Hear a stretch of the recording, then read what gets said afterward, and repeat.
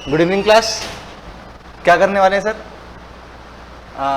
हो सकता है आप में से कई बच्चे मेरे से पहली बार मिल रहे हो, ठीक है। वैसे रेगुलर बैचेस में यहाँ पे लेता हूँ।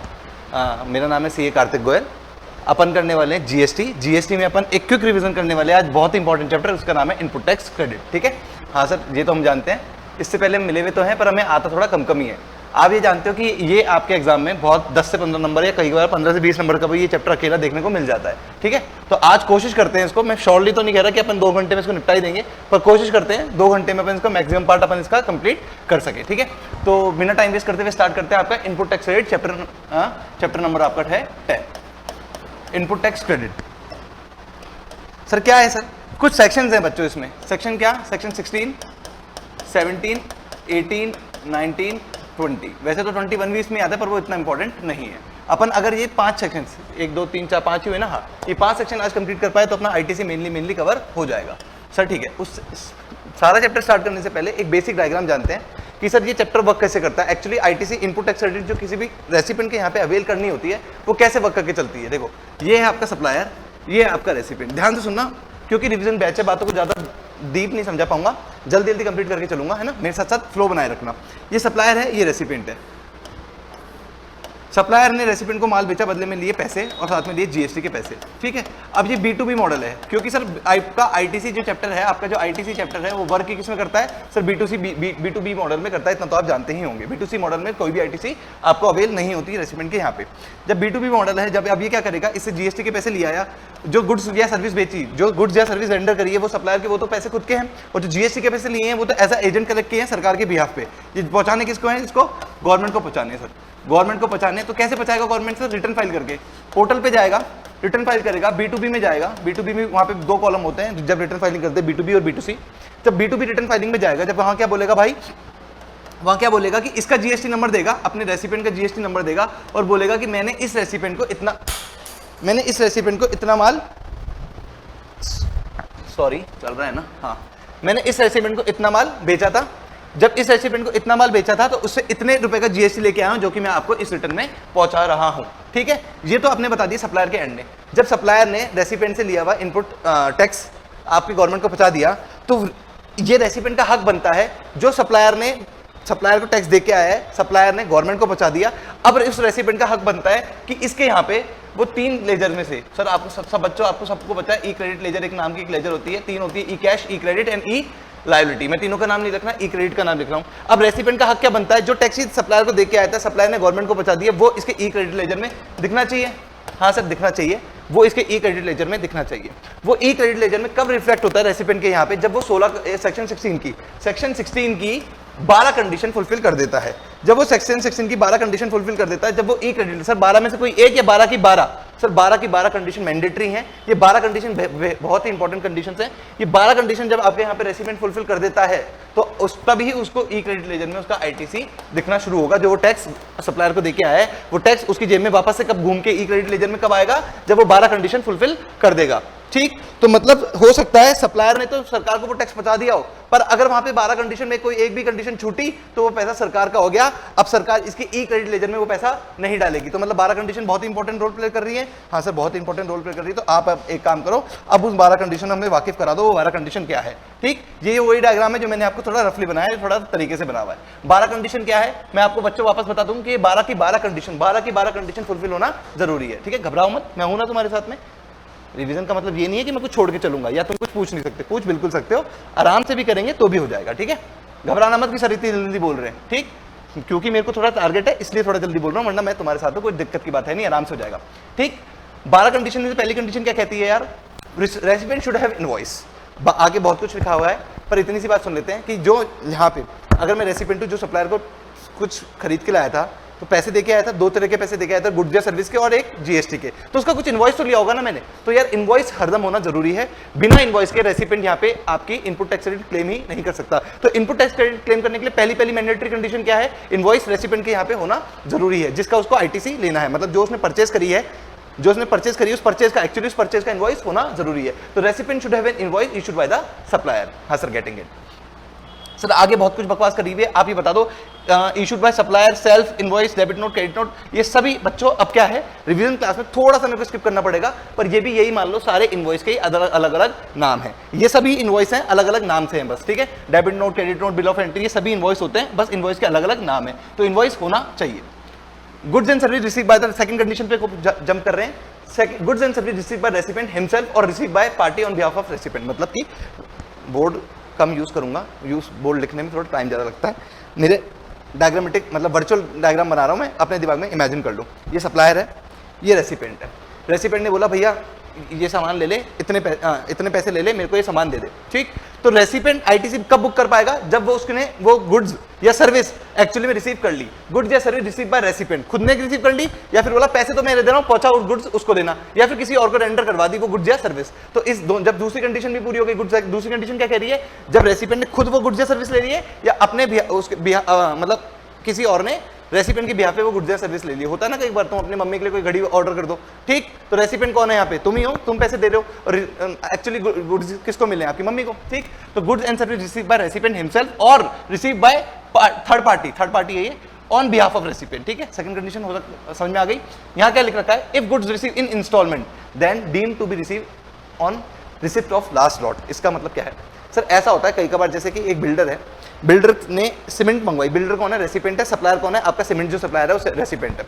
तो अब सीमेंट बिल्डर के यहाँ पे साइट पे आ रही है, पर एक साथ पूरे महीने की सीमेंट नहीं आ गई, हर 5 दिन में सीमेंट बार बार आ रही है। तो इसमें कब माना जाएगा कि रेसिपिएंट ने पूरी सर्विस, पूरी सीमेंट कंज्यूम कर ली, बिल्डर ने सारी सीमेंट मंगा ली लास्ट लॉट पे, जब महीने के एंड में जब 100 कट्टे हर बार आ रहे हैं, तो जब महीने के लास्ट में जितना लास्ट लॉट आ जाएगा तब क्या मानेंगे कि गुड्स एंड सर्विस बिल्डर ने एक्चुअली रिसीव कर लिए हैं। मतलब हर लॉट के साथ नहीं मानेंगे, लास्ट लॉट पे मानेंगे कि goods and service actually receive हो गए हैं, ठीक। तो पहली कंडीशन थी कि बिल होना चाहिए, दूसरी कंडीशन है कि आपके पास जो भी जिसकी भी अगेंस्ट पे आईटीसी क्लेम करना चाहते हैं वो गुड्स और सर्विस रिसीव कर ली हो। तीसरा क्या है, रेसिपिएंट को जीएसटी रिटर्न फाइल करनी होगी। लाइकवाइज फोर्थ कंडीशन भी यही है कि आपके सप्लायर को भी जीएसटी रिटर्न फाइल करनी होगी। ऐसे एक्चुअली ये वाइस वर्सा होना चाहिए था, थर्ड को होना चाहिए फोर्थ, तो फोर्थ को होना चाहिए थर्ड। पहले फोर्थ कंडीशन पढ़ लेते हैं, supplier need to file GST return, मतलब पहले सप्लायर, आपने रेसिपिएंट ने टैक्स के पैसे दिए ना किसको, सप्लायर को, तो सप्लायर को क्या करना है, पोर्टल पे जाके रिटर्न फाइल कर देनी चाहिए। तभी जब पहले ये रिटर्न फाइल कर देगा तब यहाँ पे रेसिपिएंट की बारी आएगी। ये नहीं कि उसने फाइल कर दी तो आपके यहाँ पे रेसिपिएंट के यहाँ पे आईटीसी चमकने लग जाएगी, ऐसा नहीं है। उसने तो फाइल करी है। थर्ड कंडीशन में क्या कह रहा है, आपको भी फाइल करनी होगी, ठीक। तो सप्लायर और रेसिपिएंट जब दोनों बंदे आपके रिटर्न फाइल कर देंगे 3B3B, तब आपके रेसिपिएंट के यहाँ पे वो इनपुट दिखनी शुरू होगी। देखो बच्चों, इस आगे कंडीशन बढ़ने से पहले एक थॉट डेवलप कर लो कि सप्लायर को तो वो जो टैक्स का पैसा लेके आया है वो तो जमा कराना ही कराना है, वो उसका पैसा है नहीं, वो पाप का पैसा है, वो गवर्नमेंट का पैसा है। उसने गवर्नमेंट का नाम लेके ही सामने वाले से जीएसटी लिया था। कभी भी किसी भी दुकान से आप कोई भी परचेज करते हो, अगर सामने वाले को जीएसटी दे के आते हो, वो तो जीएसटी सप्लायर के नहीं है, वो उसको किसके हैं, गवर्नमेंट। तो उसको तो गवर्नमेंट को पहुंचाने ही होंगे। ये आप पे निर्भर करता है, इन 12 कंडीशन पे निर्भर करता है कि अगर आप 12 की 12 कंडीशन फुलफिल कर पाते हो तो आपके यहाँ पे वो जीएसटी आपकी जेब में वापस से घूम के, जो आप टैक्स का पैसा देके आए हो वो वापस घूम के आता है या नहीं आता है। सर एक ही कंडीशन में आता है घूम के, जब वो B2B हो, है ना। B2B को भी 12 कंडीशन पूरी करनी पड़ेगी, B2C में तो कोई बात ही नहीं, B2C को तो आईटीसी मिलता ही नहीं है ना, तुम सब जानते हो लायक बच्चे हो मेरे, ठीक है। फिफ्थ कंडीशन क्या कह रहा है कि बिल और पेमेंट 180 दिन के अंदर पेमेंट हो जाना चाहिए। मतलब एज अ रेसिपिएंट मैंने माल तो खरीद लिया, पर पैसे के लिए बोला कि भैया अभी उधारी पे माल खरीदा है, पैसे बाद में दे देंगे। तो सरकार इसको रेसिपिएंट को कह रही है कि इस सप्लायर को पैसे 180 दिन तक पहुंचा देना। अगर 180 दिन तक भी नहीं पहुंचाएगा तो तेरी आईटीसी अगर हम दे चुके होंगे ना तो हम गायब कर देंगे, वापस ले जाएंगे, ठीक। तो आईटीसी रिवर्सल कर देंगे, खाली करेंगे, सुना है ना। मतलब तेरा ई क्रेडिट लेजर जो हमने आईटीसी से छड़ा दिया था वो वापस है, खाली कर देंगे। 3 डेट देखी ना, खाली कर देंगे। तो मतलब एक तरह से थ्रेटन किया जा रहा है आपके किसको, रेसिपिएंट को थ्रेटन किया जा रहा है कि भैया 180 दिन के अंदर तो अपने सप्लायर भाई का पेमेंट कर ही देना, ठीक। मतलब ये कौन सी प्रैक्टिस हुई कि आपने माल भी खरीद लिया, सर्विस भी ले ली और 180 दिन तक आपने पेमेंट ही नहीं किया, तो थ्रेटन किया जा रहा है कि भैया आईटीसी चाहिए तो 180 दिन के अंदर आपको क्या करना पड़ेगा, पेमेंट करना पड़ेगा। किसको पेमेंट करना पड़ेगा सर, रेसिपिएंट ही पेमेंट करता है, किसको करता है, सप्लायर को करता है, ठीक। तो सप्लायर को यहाँ पे पेमेंट करना पड़ेगा। अंदर आगे बहुत कुछ बात लिखी गई है, ये मैं आपको फटाफट से बता देता हूँ। सर मतलब अगर मान लो मेरे पास पैसे नहीं थे, मैं सच में जेन्युइन आदमी हूँ, वो उसको मेरे पे विश्वास है, कोई दिक्कत नहीं है। यहाँ पे एक बार मेरे पास सच में पेमेंट किया, क्रंचेज आ गए, मेरे पास सच में पैसा नहीं था, 1 साल तक नहीं था, 180 दिन तो हटाओ, 6 महीने तो हटाओ, 1 साल तक पैसा नहीं था। सप्लायर को कोई दिक्कत नहीं, सरकार को दिक्कत है, मतलब सरकार बोलती है कि आईटीसी का पैसा मेरे को नहीं देंगे अगर मैंने साल भर तक का पैसा नहीं लौटाया तो। नहीं, सरकार को कोई दिक्कत नहीं है अगर सप्लायर भाई को कोई दिक्कत नहीं है तो सरकार क्या कहती है, हम तो ये 5th कंडीशन 180 दिन वाला कॉन्सेप्ट लेके तो चलेंगे, रिवर्सल तो कर देंगे, जो आपको आईटीसी दी थी वो गायब तो कर देंगे 100 दिन वाले। पर अगर जब भी आप पेमेंट करोगे ना, जब भी आप पेमेंट करोगे किसको, सप्लायर को, जब भी रेसिपिएंट सप्लायर को पेमेंट करेगा वापस से आईटीसी आपके अकाउंट में वापस दिखने लग जाएगी। तो सर्विस कंडीशन का मतलब क्या हुआ, मतलब इतना ही हुआ कि बस एक बार तो गायब कर देंगे, तो मतलब एक बार तो ट्रैक आ जाएगा कि भैया ये रेसिपिएंट टाइम से पैसे देता है या नहीं देता, एक बार गायब होने से तो पता लग जाएगा। ठीक है। और सर एक अपने गेट नंबर 2 सप्लाई चैप्टर में एक शेड्यूल 1 पढ़ा था जिसमें फ्री ऑफ कंसिडरेशन सप्लाई थी, मतलब पैसा नहीं जाएगा तो भी जीएसटी लगेगा, मतलब सामने वाले को अगर अपन सेल कर देंगे और सामने वाले से पैसे नहीं लेंगे। शेड्यूल 1 पढ़ा था ना आरबीआई की एजेंसी, सर पढ़ा दो ना, नहीं बच्चों पढ़ा नहीं सकता मैं, सप्लाई चैप्टर में नहीं पूछ सकता, बस तुमको ये याद होना चाहिए। आरबीआई से रिलेटेड पार्टी ट्रांजैक्शन, बी से परमानेंट ट्रांसफर और business on which ITC claim, I से था इंपोर्ट ऑफ सर्विसेज, ए से था एजेंसी से था प्रिंसिपल एजेंट सर्विसेज। अगर इन सारी सर्विसेज में सामने वाले से पैसा नहीं भी आया तो भी सप्लाई मान लेते थे और जीएसटी चार्ज करते थे ना सर, हाँ जीएसटी चार्ज करते थे, मतलब रेसिपिएंट इस बार पैसे देने ही नहीं वाला, तो 180 दिन का कॉन्सेप्ट लगेगा क्या, सर नहीं लगेगा। इसलिए इन 4 चीजों में 180 दिन का कॉन्सेप्ट यूज नहीं करते, ये डीप में लिखा हुआ है, पढ़ लेना आपने धीरे धीरे आराम से, ठीक है ना। 6th कंडीशन क्या कह रही है, इनवर्ट सप्लाई। अब ये कह रहा है कि भैया जो रेसिपिएंट B2B तो है, मतलब रेसिपिएंट B2B तो है,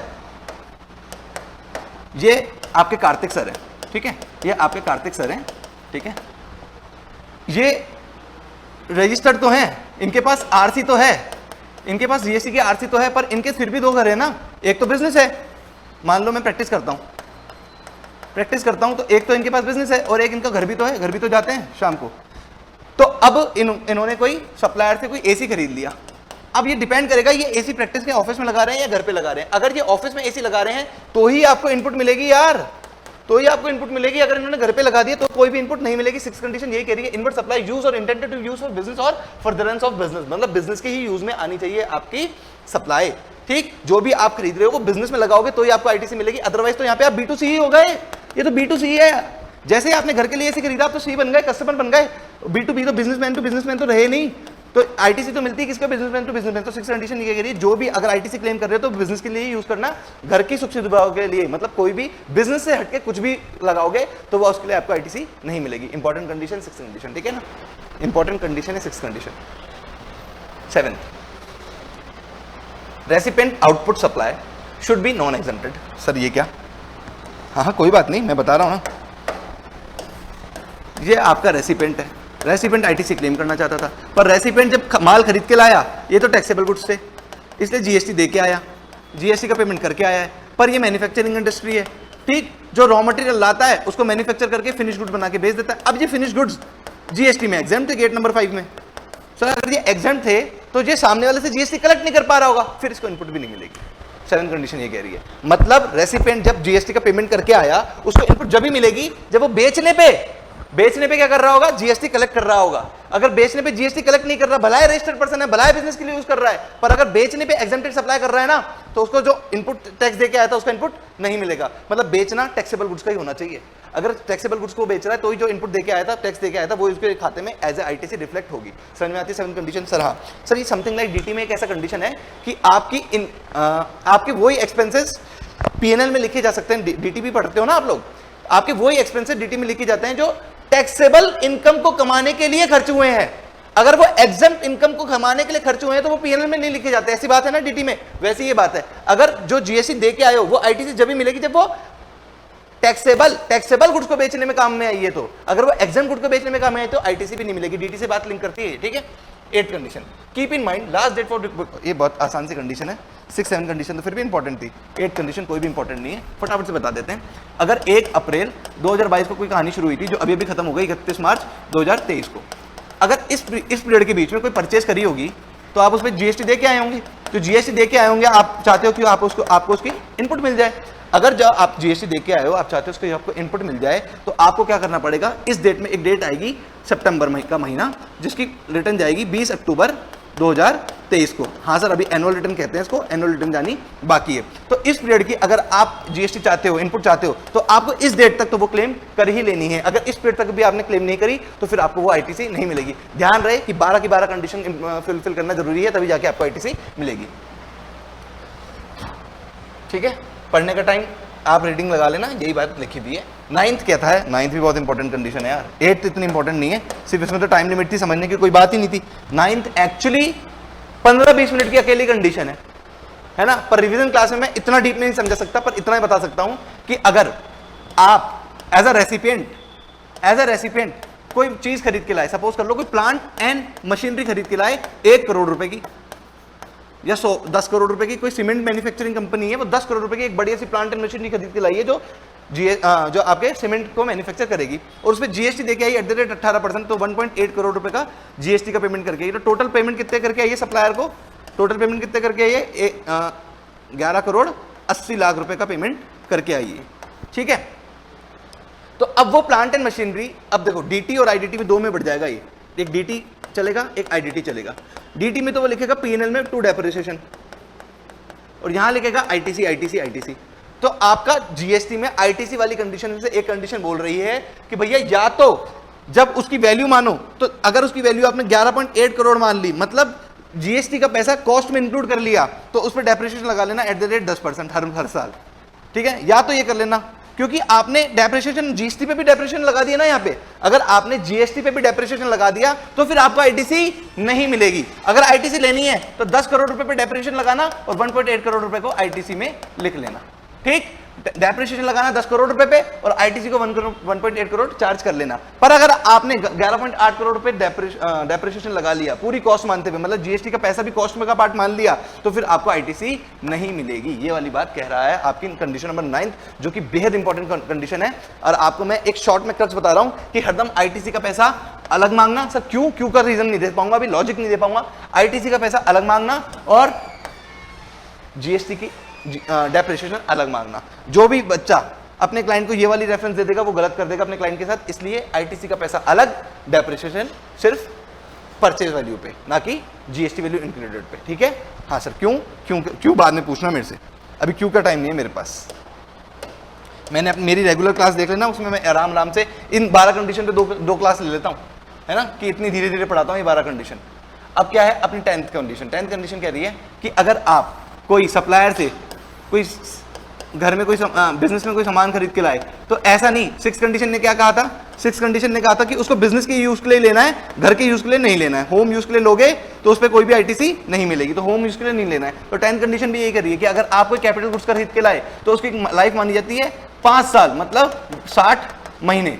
तो पूरे के पूरे 60 महीने आपको क्या करोगे, उसको बिजनेस में ही यूज लोगे। अगर आपने 60 महीने से एक महीने में कम या 10 महीने 20 महीने यूज ले लिया बिजनेस में, और बाकी जैसे मतलब 20 महीने बिजनेस में यूज ले लिया, अभी बच्चे 40 महीने बाद, मतलब 20 महीने बाद आप उसको क्या लेगा, घर पे ले गए।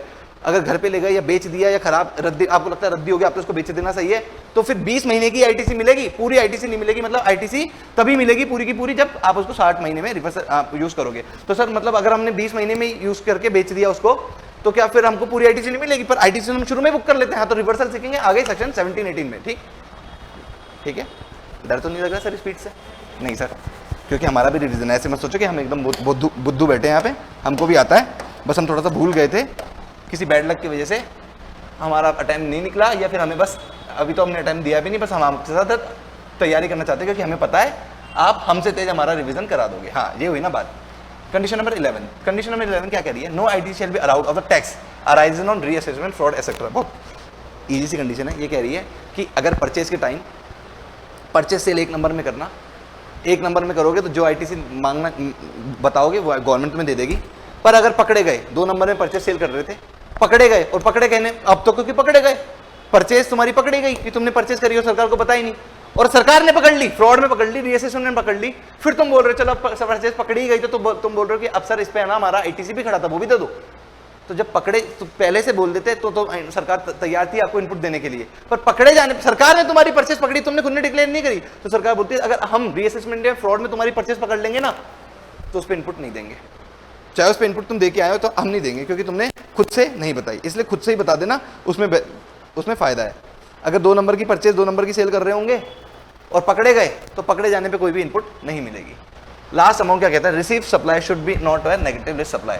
सेक्शन 17 सबसेक्शन 5 में उसका नाम नहीं आना चाहिए, जो कि आज पढ़ लेंगे, डरो मत। 12 कंडीशन, 12 नंबर कंडीशन अभी थोड़ी सी लिंकेज कर लूंगा 10 आधे घंटे बाद, ठीक, 10 मिनट बाद मैं ये वाली लास्ट वाली कंडीशन लिंक कर दूंगा। अभी जिस बच्चे को समझ में नहीं आ रही कोई बात नहीं, ठीक, मतलब सेक्शन 17 सबसेक्शन 5 कुछ है, 12 नंबर की कंडीशन कह रही है कि उन जो परचेज करी है वो परचेज का नाम इस वाले सेक्शन में नहीं लिखा हुआ होना चाहिए, लिखा होगा तो इनपुट नहीं मिलेगी और नहीं लिखा होगा तो इनपुट मिल जाएगी, सब्जेक्ट टू आपने ऊपर की 11 कंडीशन फुलफिल कर दी हो।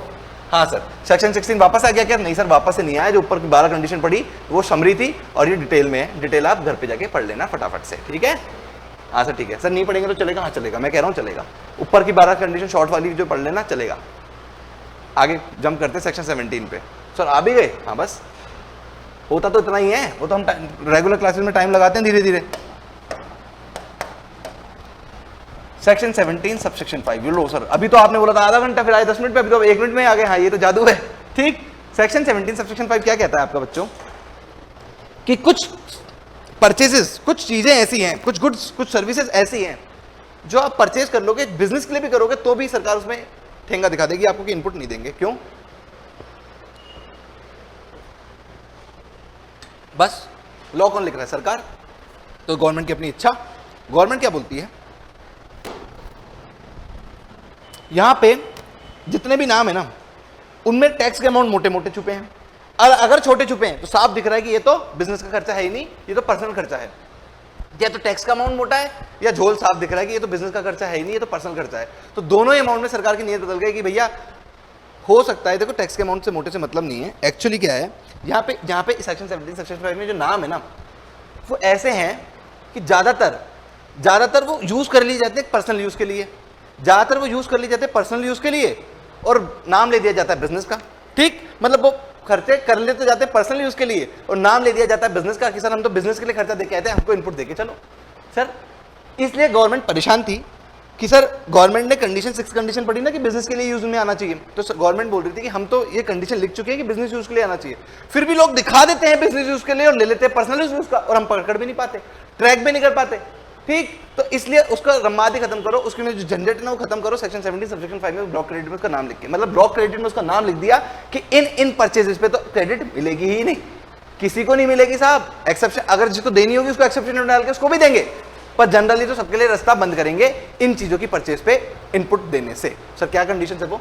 सेक्शन 17 पे सबसे पहला नाम लिखा हुआ है आपका passenger motor vehicle sitting capacity 13 और लेस, मतलब आपकी कार स्कूटर ये सब इसमें कवर हो गया। मतलब अगर आपने कोई इस कार खरीदी, चाहे बिजनेस के लिए खरीदी, बिजनेस के नाम से खरीदी, ठीक, तो भी आपको उसमें इनपुट नहीं मिलेगा। सर कार में बहुत मोटा इनपुट छुपा होता है, 28% से जीएसटी रेट लगती है। अगर आप एक होंडा सिटी घर पे 10, साढ़े 10, 11 लाख रुपए की लेके आ रहे हो तो 3 लाख रुपए का तो उसमें टैक्स गवर्नमेंट को देके आ रहे हो जीएसटी के नाम का, ठीक है। रोड टैक्स ये सब तो अलग दोगे, आरटीओ में जो बोलोगे ना ऑन रोड प्राइस अलग है, एक्स शोरूम प्राइस अलग है, वो तो अदर टैक्सेस तो अलग है, और जो एक्स शोरूम प्राइस है ना उसमें भी 3 लाख रुपए जीएसटी के छुपे हुए हैं, ठीक। तो सरकार क्या चाहती है कि वो जीएसटी के पैसे सरकार ने लिए इसलिए कि तुमको वापस से क्रेडिट नहीं मिल पाए। अगर तुमने सरकार को 3 लाख रुपए दिए, तुमने होंडा शोरूम वाले को 3 लाख रुपए दिए, 7 लाख रुपए कार के दिए, 3 लाख रुपए टैक्स के दिए, ऐसे 10 लाख रुपए दिए, ठीक। उसने 3 लाख रुपए सरकार को पहुंचा दिए पोर्टल में रिटर्न भर के। अगर वो 3 लाख रुपए सरकार तुम्हारी ई क्रेडिट लेजर में दोबारा एज आईटीसी डाल देगी तो सरकार को फायदा ही क्या हुआ, ठीक है। तो सरकार ने इसका नाम लिख दिया ब्लॉक क्रेडिट में। सरकार बोलती है ज्यादातर लोग है ना बिजनेस के नाम से कार ले आते हैं, सारे बिजनेसमैन ऐसे ही करते हैं, बिजनेस उनके नाम से कार ले आते हैं और फिर क्या दिखा देते हैं कि बिजनेस की कार है, डेप्रिसिएशन भी क्लेम करते हैं, आईटीसी भी क्लेम कर जाते हैं और चलाते हैं घर पे, है ना, घुमाते हैं अपने घरवाली को, बीवी को, बच्चों को, ठीक। तो पर्सनल यूज के लिए तो हमने मना ही कर दिया था, पकड़ भी लेते हैं हम रास्ते में, तो बोलते हैं बिजनेस दुकान ही जा रहा हूँ, दुकान जाना तो अलाउड है, बिजनेस के लिए पर्पस से जा रहा हूं, तो कुछ तरीका ही नहीं है ट्रेस करने का। तो सरकार ने क्या किया, सेक्शन 17 सबसेक्शन 5 में लिख दिया कि अगर कोई भी पैसेंजर मोटर ट्रांसपोर्ट नहीं लिखा है यहाँ पे, ठीक है ना, गुड्स ट्रांसपोर्ट वाले का नाम नहीं, मतलब ट्रक खरीदेगा तो उसका नाम नहीं है, पैसेंजर मोटर व्हीकल लिखा है कि अगर पैसेंजर मोटर व्हीकल कोई भी आदमी खरीदेगा 13 सीटिंग कैपेसिटी से लेस वाली, मतलब बस खरीद ली तो सर बस भी तो पैसेंजर मोटर व्हीकल है, तो उसका नाम यहाँ है ही नहीं, बस पे तो आईटीसी अलाउड है। अरे बस कोई थोड़ा घर में लाता है, बस तो हरदम बिजनेस यूज के लिए चलेगी, तो सरकार को वहां डाउट ही नहीं था, सरकार ने उसका नाम काटा ही नहीं। सरकार ने नाम काटा, किसका काटा? कार, वैनिटी वैन्स, जो पर्सनल यूज के लिए ज्यादा काम में आएगी और दिखा देंगे बिजनेसमैन, तो सरकार ने नाम ही काट दिया कि जाओ तुम कोई सी कार ले आओ, होंडा सिटी ले आओ, नैनो ले आओ, स्कूटर ले आओ, मोटरसाइकिल ले आओ, तुम्हें आईटीसी नहीं मिलेगी तो नहीं मिलेगी, ठीक है। सर ऐसे तो गलत कर रही है सरकार। सरकार को यही तो डाउट था कि भैया ये बिजनेस के लिए नाम से ला तो रहा है पर यूज कर लेगा पर्सनल यूज के लिए, पर कई लोग तो ऐसे हैं जो बिजनेस के नाम से लाएंगे और बिजनेस यूज में लेंगे उनको भी आईटीसी अलाउड नहीं होगी क्या? बात तो तुम्हारी सही है, उनको तो होनी चाहिए, उनको तो होनी चाहिए। सर एग्जांपल दे दो। एग्जांपल है ओला वाला, उबर वाला। ओला उबर वाले ने एक कार खरीदी जिसको वो दिन भर राइडिंग लेगा, वहां से बुकिंग लेगा आपके ओला उबर ऐप से और दिन भर पैसेंजर को इधर से उधर करेगा। वो अगर 7 लाख 10 लाख की कार लाया, अगर वो उसको तो इनपुट मिलनी चाहिए ना। हाँ सर, उसको तो इनपुट मिलनी चाहिए क्योंकि वो तो प्योर दिख ही रहा है, उसने तो गाड़ी का नंबर भी टैक्सी नंबर लिया है, उसको तो मिलना ही मिलना चाहिए। ठीक है। दूसरा सर, आपके लिखा रहता है यहाँ कार सिखाई जाती है, ऊपर 800 होगी मारुति 800, उसके ऊपर लिखा हुआ होगा यहाँ कार चलाना सिखाया जाता है, कॉन्टैक्ट करें, है ना, संपर्क करें। सर उसने भी जो मारुति 800 ली है या फिर जोन सी भी कार ली है, उसने भी सिर्फ सिखाने के लिए ली है। ठीक है ना। उसमें तो अलग अलग 2 क्लच भी 2 ब्रेक भी लगवाए हैं, पता है ना आपको। उसमें 2 क्लच 2 ब्रेक होते हैं, ड्राइवर साइड भी और पैरेलल साइड भी। ठीक, तो वो तो बिल्कुल पर्सनल यूज के नहीं लेगा, वो तो पक्का बिजनेस यूज के लिए लेगा। हाँ सर। और एग्जांपल सर, एक शोरूम वाले ने सारी गाड़ी खरीदे इसलिए क्योंकि वो बिजनेस यूज में उसको बेच पाए, है ना। इनको तो मतलब शोरूम वाले ने टाटा मोटर से जितने भी, अगर टाटा मोटर का शोरूम है तो टाटा कंपनी से उसने जितनी भी कारें खरीदी हैं तो सब पे भारी टैक्स दिया होगा। 100 कार खरीदी तो 100 कार रुपए, एक कार पे 3 लाख रुपए, तो 100 कार पे 300 लाख, 3 करोड़ रुपए का टैक्स हो गया। तो सर उसको 3 करोड़ रुपए की इनपुट नहीं मिलेगी सर, उसका तो काम ही बिजनेस है ना। तो सरकार ने इसमें एक्सेप्शन डाले 3। मोटा सेक्शन है, भारी सेक्शन है भैया, सेक्शन 17 सेक्शन 5, मोटा सेक्शन, इंपॉर्टेंट सेक्शन, पूरी लाइफ भर के लिए, है ना, नाम से याद रहना चाहिए हरदम, पूरी लाइफ भर।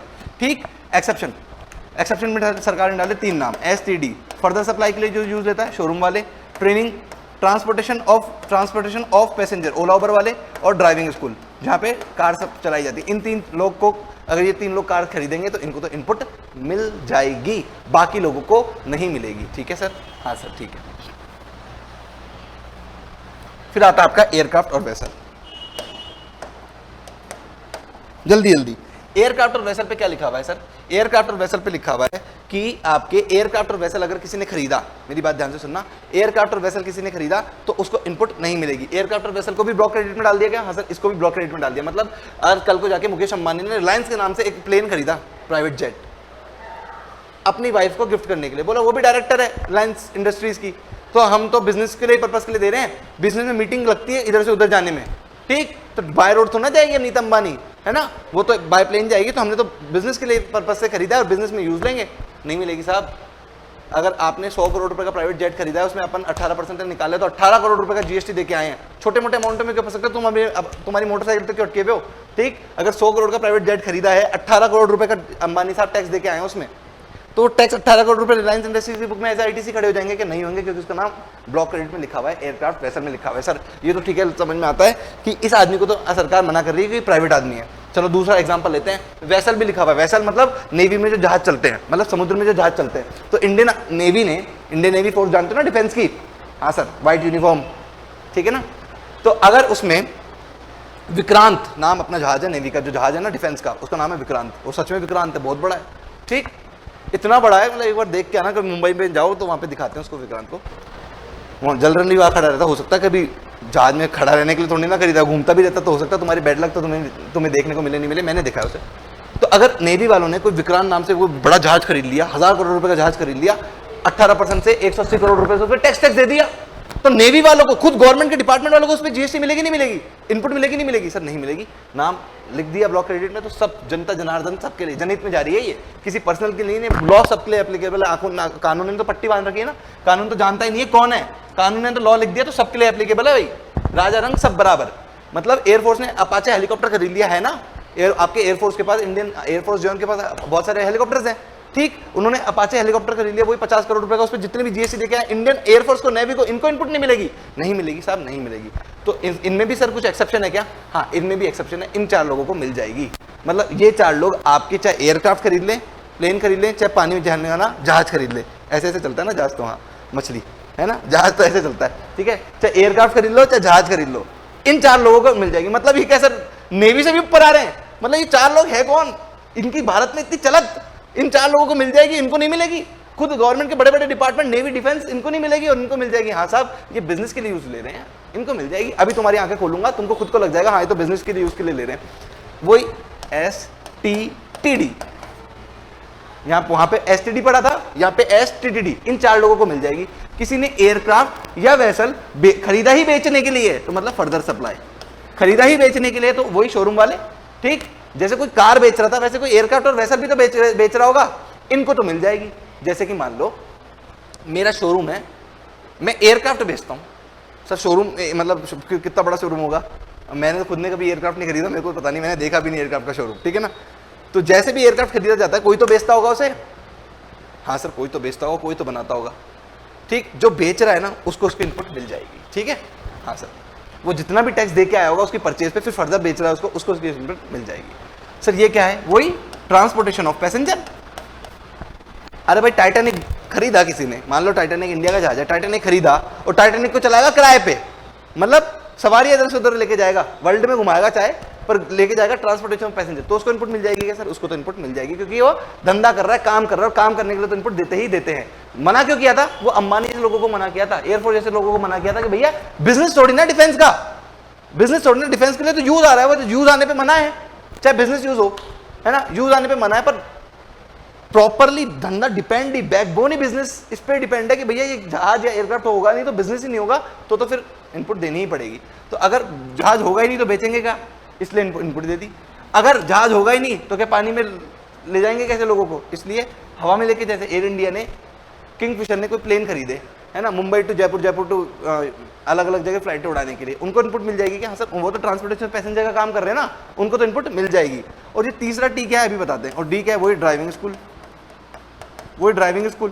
प्लेन चलाना भी तो सिखाया जाता है कहीं पे, एयरफोर्स जहाँ पे पायलट बनाए जाते हैं, अगर वो स्कूल कोई प्लेन खरीदेगा उसको इनपुट मिल जाएगी क्या? हाँ सर उसको इनपुट मिल जाएगी, क्योंकि वो किसके लिए कर रहा है, ड्राइविंग पर्पस के लिए, सिखाने के पर्पस से आपके लिए वो प्लेन खरीद रहा है, तो उसको भी इनपुट मिल जाएगी। सर ये ठीक है, देखो भैया बच्चों वहाँ था पैसेंजर मोटर व्हीकल पहले में, तो पैसेंजर के लिए मना था, ट्रांसपोर्टेशन गुड्स के लिए मना ही नहीं था। यहाँ पे लिख दिया एयरक्राफ्ट और वेसल, ना पैसेंजर लिखा ना ट्रांसपोर्टेशन गुड्स लिखा, ठीक, तो यहाँ दोनों के लिए मना हो गया ना। वहां मना किसके लिए था? सिर्फ पैसेंजर के लिए। जो मना था, जब गुड्स के लिए मना ही नहीं था तो हाँ एसटीडी में हाँ करवाने की जरूरत ही नहीं पड़ी, क्योंकि हमने मना ही नहीं किया। यहां तो दोनों को ही मना कर दिया, तो यहाँ पे ट्रांसपोर्टेशन ऑफ गुड्स को भी लिख के अलाउड करा गया कि अगर कोई जहाज माल इधर से उधर ले जाने के लिए खरीदा है तो भी उस पर इनपुट मिल जाएगी। होते हैं ना, पायरेट्स ऑफ कैरिबियन किसने किसने मूवी देखी है? समुद्री लुटेरे, है ना, जैक स्पैरो की एक मूवी है, नहीं जैक स्पैरो उसमें नाम है कैरेक्टर का, मेरे को बड़ा पसंद है, ठीक। तो अगर किसी ने ट्रांसपोर्टेशन ऑफ गुड्स के लिए कोई जहाज या कोई एयरक्राफ्ट खरीदा है तो उसको उसकी इनपुट मिल जाएगी। ये इसके एक्सेप्शन थे। हाँ सर आगे चलो आगे। अब दोनों के मिला के कुछ एक्सेप्शन और पढ़ते हैं। सर दोनों के मिला के कौन से? इसके, कार वाले के, पैसेंजर मोटर व्हीकल के और एयरक्राफ्ट और वेसल के। सर ऐसा है, जिसको सरकार एक्सेप्शन में डाल रही है कि हाँ तुमको इनपुट मिल जाएगी, और जिसको मना कर रही है, इनको यहाँ पे रख लेते हैं। जिनको दे रही है सरकार इनपुट वही एसटीडी वाले, यहाँ पे जिनको मना कर रही है। जिनको सरकार ने गाड़ी की खरीद पे, एयरक्राफ्ट की खरीद पे या वेसल की खरीद पे इनपुट देने से मना कर दिया ना, वो बाद में उस एक गाड़ी पे, एयरक्राफ्ट पे या वेसल पे कोई रिपेयर एंड मेंटेनेंस, रिपेयर तो करानी पड़ती है ना, सर्विस पे ले जाते हो ना गाड़ी को, तो रिपेयर एंड मेंटेनेंस, इंश्योरेंस, कुछ भी खर्चा करते हैं, फिर जीएसटी देते हैं, उस जीएसटी की इनपुट मिल जाएगी। सर जिनको मेन गाड़ी की नहीं दी, मेन एयरक्राफ्ट की नहीं दी, मेन वेसल की नहीं दी, उनको फर्दर कोई खर्चा करेंगे उस तीन एयरक्राफ्ट वेसल या फिर उस पर, तो भी उसको कोई जीएसटी नहीं मिलेगी। और जिनको मेन व्हीकल की ही दे दी, वो बाकी फर्दर कोई खर्चा करेंगे फिर जीएसटी का पेमेंट के, उनको उनकी भी इनपुट मिल जाएगी। ठीक है, इतनी सी बात है। इसे दोनों को मिला के एक कुछ एक्सेप्शन था, वो भी मैंने आपको पढ़ा दिया है।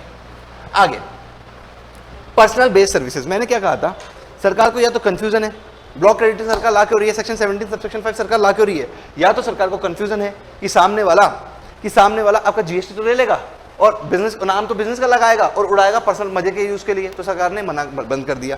ठीक, और दूसरा सरकार को डर क्या था कि सर ये चीजें तो है ही पर्सनल, साफ साफ दिख रहा है कि ये बिजनेस के लिए यूज है ही नहीं, ये तो पर्सनल यूज है।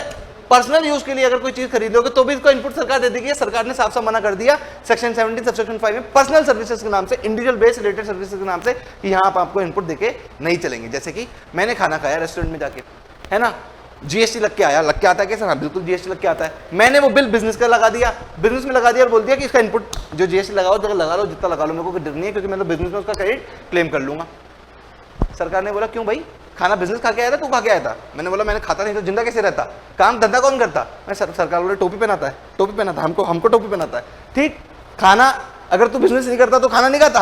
सरकार ने फिर घुमा के बोली, बोला खाना तो तूने खुद के जिंदा रहने के लिए खाया है भाई, वो personal based individual based services है, उसका बिल कभी भी, जीएसटी का बिल कभी भी आपके बिजनेस में नहीं लगेगा। ठीक, तो नाम पढ़ लेते हैं फटाफट से कि सरकार क्या मानती है। प्योरली ये सर्विसेज क्या करती है, कोई आदमी खुद ही कंज्यूम करता है, ना कि बिजनेस कंज्यूम करता है। फर्स्ट पहला food and beverages, food and beverages कोई भी आदमी खुद ही कंज्यूम करता है। आउटडोर कैटरिंग भी वही है। तीसरा ब्यूटी ट्रीटमेंट सर्विसेज।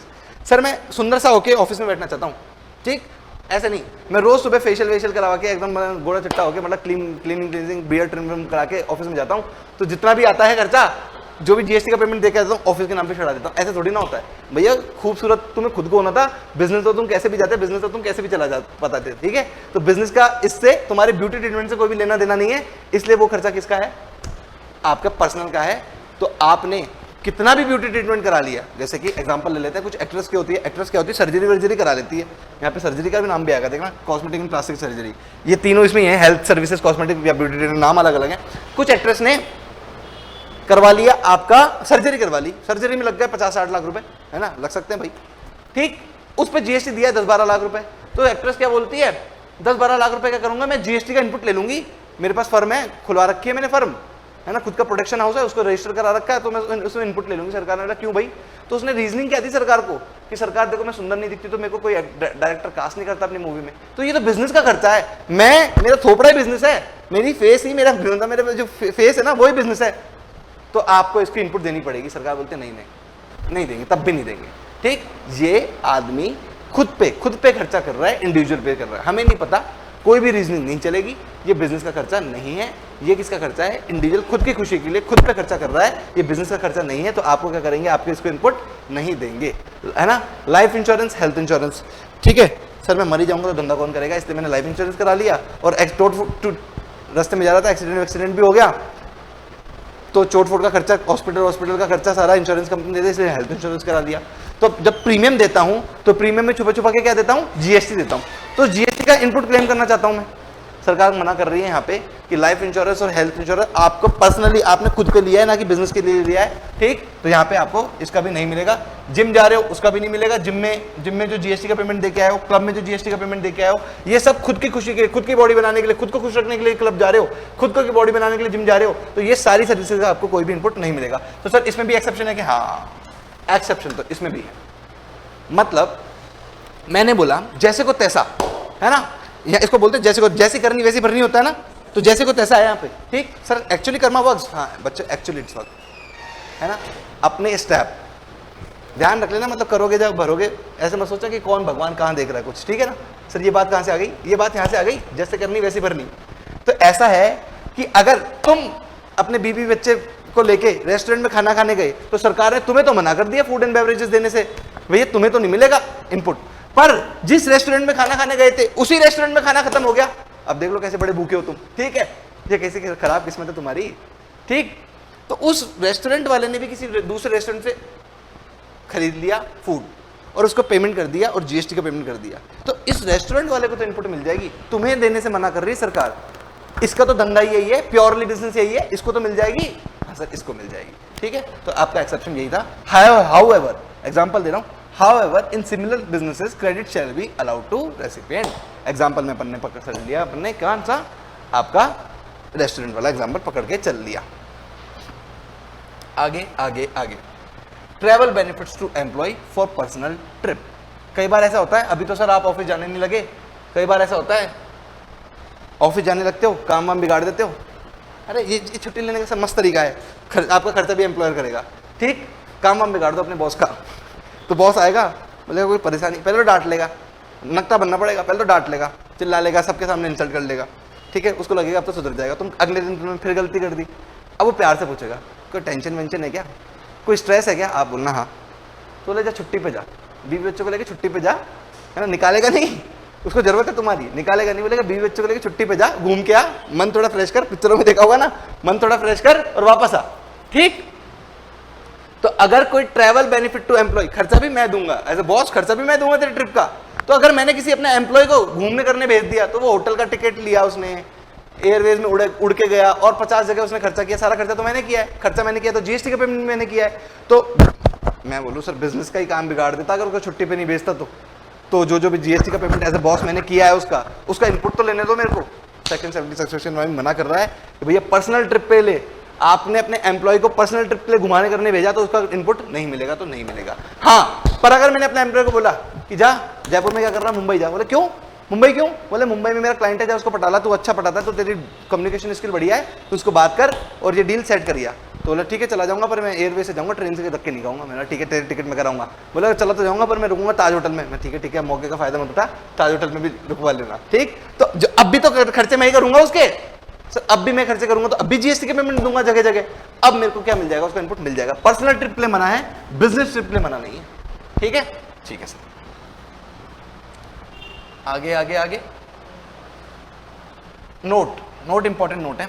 नोट क्या कहता है, if there is a legal requirement, अगर कोई लीगल रिक्वायरमेंट के चलते हुए मैंने कोई खर्चा किया है, मतलब दूसरा लॉ कह रहा है, मेरे को जीएसटी का लॉ नहीं, दूसरा लॉ कह रहा है कि सर आपको ये वाला पेमेंट करना ही पड़ेगा, ये वाला खर्चा करना ही पड़ेगा, एम्प्लॉय पे करना पड़ेगा, आपको ट्रैवल बेनिफिट देने पड़ेंगे, कुछ भी बेनिफिट देने पड़ेंगे, दूसरा लॉ कह रहा है। जीएसटी बोल रहा है कि मैं तो इनपुट नहीं दूंगा, मैं तो इनपुट नहीं दूंगा, तो मतलब दोनों में लड़ाई हो जाए। मैं फिर तुम जाओ दूसरे लॉ की धज्जे उड़ाऊंगा, जाओ जाओ, मैं तो नहीं मानता तुम्हें।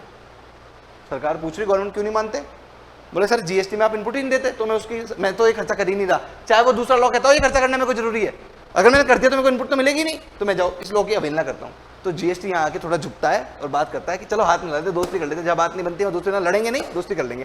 तो दोस्ती करने में सरकार क्या कर रही है, जीएसटी लॉ क्या कर रहा है कि जहां जहां कोई दूसरा लॉ कह रहा होगा कि ये खर्चा करना जरूरी है, वहां वहां हम इनको इनपुट दे देंगे। जैसे कि अभी सर एग्जाम्पल दो, इतना हमें समझ में आता नहीं, दिमाग कहाँ है हमारे पास, दिमाग होता तो हम तुम्हारे पास आपके पास आते क्या, मतलब मैं खराब पढ़ाता हूँ, अरे नहीं सर मतलब हम खुद पढ़ लेते। अच्छा अच्छा ये मतलब था तुम्हारा, ठीक है सर। एग्जाम्पल देके बात करो तो हमें थोड़ा समझ में आ जाए। लाइफ इंश्योरेंस, हेल्थ इंश्योरेंस, अगर मैंने मेरे किसी एम्प्लॉय का लाइफ इंश्योरेंस या हेल्थ इंश्योरेंस ले लिया और प्रीमियम मैं दे रहा हूं, तो जिसपे जीएसटी दे रहा हूँ, प्रीमियम में छुपा छुपा के जीएसटी का पेमेंट लग रहा हूँ, जीएसटी तो हर जगह लगता ही है। तो सरकार से मैंने बोला ये बिजनेस का खर्चा है, मैंने अपने एम्प्लॉय का वो ले रखा है हेल्थ इंश्योरेंस लाइफ इंश्योरेंस, तो प्रीमियम में जो जीएसटी दे रहा हूँ, प्रीमियम तो पीएनएल में लिख दूंगा और जो जीएसटी दे रहा हूँ उसको इनपुट दो। सरकार ने बोले ऐसी की तैसी नहीं देंगे, सेक्शन 70 सेक्शन में माइंड पे मना कर रखा है। पर ये नोट समझा रहा हूँ, ये note if there is a legal requirement. पर मेरी इंडस्ट्री कौन सी है, माइनिंग इंडस्ट्री है, KGF2, ठीक, माइनिंग इंडस्ट्री है। मैं ले जाता हूँ लेबर को जमीन के नीचे, वहां उड़ती धूल मिट्टी, लंग्स खराब, तो वहां पे का लॉ क्या कहता है, माइनिंग इंडस्ट्री का लॉ क्या कहता है, सच में कहता है कि आपके जितने भी लेबर हैं सबका हेल्थ इंश्योरेंस कराओगे। कोई माइन गई गलत कोई पत्थर वत्थर गिर गया, कोई एम्प्लॉय मर गया तो उसके 20 बच्चे क्या खाएंगे, तो सबका लाइफ इंश्योरेंस कराओगे, ठीक। तो अब मेरे को ये लाइफ इंश्योरेंस हेल्थ इंश्योरेंस क्यों कराना पड़ रहा है, क्योंकि किसी दूसरे लॉ ने कह रखा है। तो अब क्योंकि दूसरे लॉ ने कह रखा है इसलिए लाइफ इंश्योरेंस हेल्थ इंश्योरेंस कराया, उस पर जो प्रीमियम दिया, उस पर जो जीएसटी दिया, अब वो जीएसटी का इनपुट मिल जाएगा। समझ में आ गई बात, ऐसे समझ में आ गई। पिक्चर में तो नहीं खो गए, वापस आ गए ना सब बच्चे, यहाँ पे आ जाओ भैया, KGF में नहीं जाना, आपके रॉकी भाई के वो सलाम करने में चला जाना, सलाम रॉकी भाई, अब आ जाओ वर्क कॉन्ट्रैक्ट पे। सर आपको भी पसंद आई थी क्या मूवी, पसंद तो आई थी, देखो पसंद तो मेरे को भी आई थी। KGF2 और RRR जैसी मूवी तो मतलब दोनों जैसी तो मूवी नहीं लगी। चलो ठीक है, बात उसकी नहीं करेंगे, बात इसकी करेंगे। वर्क कॉन्ट्रैक्ट क्या कह रहा है यार, यहाँ पे तो भाई तुम बच्चे सोचते हो एग्जाम में पास हो जाए, बस कैसे भी पास होने वाली बात नहीं है। मैं बता रहा हूँ यहाँ पे 1000 करोड़ की बात या लाख करोड़ रुपए की बात करेंगे। सर 1 लाख करोड़ रुपए भी होते हैं क्या, हाँ सर 1 लाख करोड़ रुपए भी होते हैं। भारत सरकार के पास जाओ, IAS बनो, इसके बाद पता लग जाएगा कैसे कैसे अमाउंट का कलेक्शन होता है। यहाँ पे हो सकता है जितने बड़े अमाउंट्स की सरकार गेम खेल गई और बड़े बड़े अमाउंट अपनी जेब में रख के चले गई, अमीर हो रही है सरकार इस एक सेक्शन से। इस एक सेक्शन का नाम ब्लॉक क्रेडिट में लिखने से सरकार ने हजारों या लाखों करोड़ कमा लिए। सच्ची, हाँ सर सच्ची। ऐसा क्या है सर, ये वर्क कॉन्ट्रैक्ट सीखना पड़ेगा सबसे पहले तो। ऐसा क्या है वर्क कॉन्ट्रैक्ट, ये चीज है बच्चों। वर्क कॉन्ट्रैक्ट होता है किसी भी गुड्स और सर्विस, क्या बोल रहा हूं, गुड्स और सर्विस दोनों को का मेल हुआ, ठीक, और रिजल्टेंट प्रॉपर्टी क्या आई आपकी, इमूवेबल प्रॉपर्टी, है ना। आपका गुड्स और सर्विस दोनों मिलकर रिजल्टेंट प्रॉपर्टी क्या बना रही है, आपकी इमूवेबल प्रॉपर्टी बना रही है ना। तो गुड्स और सर्विस का संगम जब हुआ तो आपकी रिजल्टेंट प्रॉपर्टी क्या निकली, इमूवेबल प्रॉपर्टी। एग्जांपल के बिना बात हमारे भेजे में नहीं घुसती, ठीक है। एग्जांपल लो, बिल्डर आदमी है, गुड्स में उठाई सीमेंट, सरिया, लोहा, बजरी, कंक्रीट, है ना। सर्विस में उठाया लेबर वाला पार्ट, लेबर वाले आए सर्विस देते हैं, रोज आके चले जाते हैं शाम को, ठीक। दोनों को मिक्सचर किया, बना दी बिल्डिंग क्या है, इमूवेबल प्रॉपर्टी, ठीक। तो जब भी वर्क कॉन्ट्रैक्ट होगा, वर्क कॉन्ट्रैक्ट किसको कहेंगे, जब गुड्स और सर्विस मिलकर रिजल्टेंट प्रॉपर्टी क्या बना रही होगी, इमूवेबल प्रॉपर्टी। तो उस पे आपको इनपुट नहीं मिलेगी। मतलब टाटा मोटर ने 500 एकड़ में हाँ सर, 500 एकड़ में एक बड़ा प्लांट डाला जिसमें टाटा मोटर की गाड़ियां बनती है। तो मतलब उस प्लांट को जब डेवलप किया होगा तो 1000 करोड़ रुपए खर्च हो गया, फिर 10,000 करोड़ रुपए की तो फैक्ट्री बन गई होगी। हाँ सर, इतनी बड़ी फैक्ट्री होती है, आप 5 किलोमीटर 10 किलोमीटर 20 किलोमीटर चले जाओ, फैक्ट्री आपके साथ साथ चलती रहेगी, तू जहां मैं वहां, वैसे चलती रहेगी। ठीक है, तो सर मतलब हमारा घर छोटा सा बनवाया हमने, फैक्ट्री तो नहीं बनवाई। कभी पापा को हमने घर बनवाते देखा था, पापा की खून पसीने की कमाई उस घर में लग गई थी। ठीक, तो जब छोटा सा घर बनवाते हैं ना तो 25 लाख 50 लाख रुपए ऐसे खर्च हो जाते हैं। ठीक, तो जब वो किलोमीटर्स की फैक्ट्री बन रही होगी तो हजारों करोड़ लग गए, नहीं लग गए होंगे। सरकार ने ब्रिज पुल बनवाती है ना, इतने पैसे लग जाते हैं, वो भी तो वर्क कॉन्ट्रैक्ट ही। सरकार ने कोई पुल बनवाया, 1000 करोड़ 2000 करोड़ 5000 करोड़ ऐसे पुल बनते हैं, 14 किलोमीटर लंबी पुलिया। ठीक, कितना पैसा लगेगा उसमें, क्योंकि खा भी जाएंगे वहां तो बड़े बड़े अमाउंट की बात होगी यहाँ तो। भाई मैं बोल रहा हूँ ये बहुत इंपॉर्टेंट सेक्शन है, इसको ऐसे मत पढ़ना 2 नंबर का चैप्टर है। ये 1000 करोड़ की बात है, तुम देख रहे हो 2 रुपए तुम्हारे। ठीक, मैं बात कर रहा हूँ 1000 करोड़ की। तुम छोटी सोच कि बस पास हो जाए कैसे जैसे, और बस फिर बाद में देखने, बाद में कोई नहीं देखते मेरे बच्चों, काबिल बनना है तो अभी बनना है, पास होने के बाद तो तुम इसकी शक्ल भी नहीं देखने आने और ना मेरी। ठीक, इतना मेरे को थोड़ा बहुत याद रख लेना।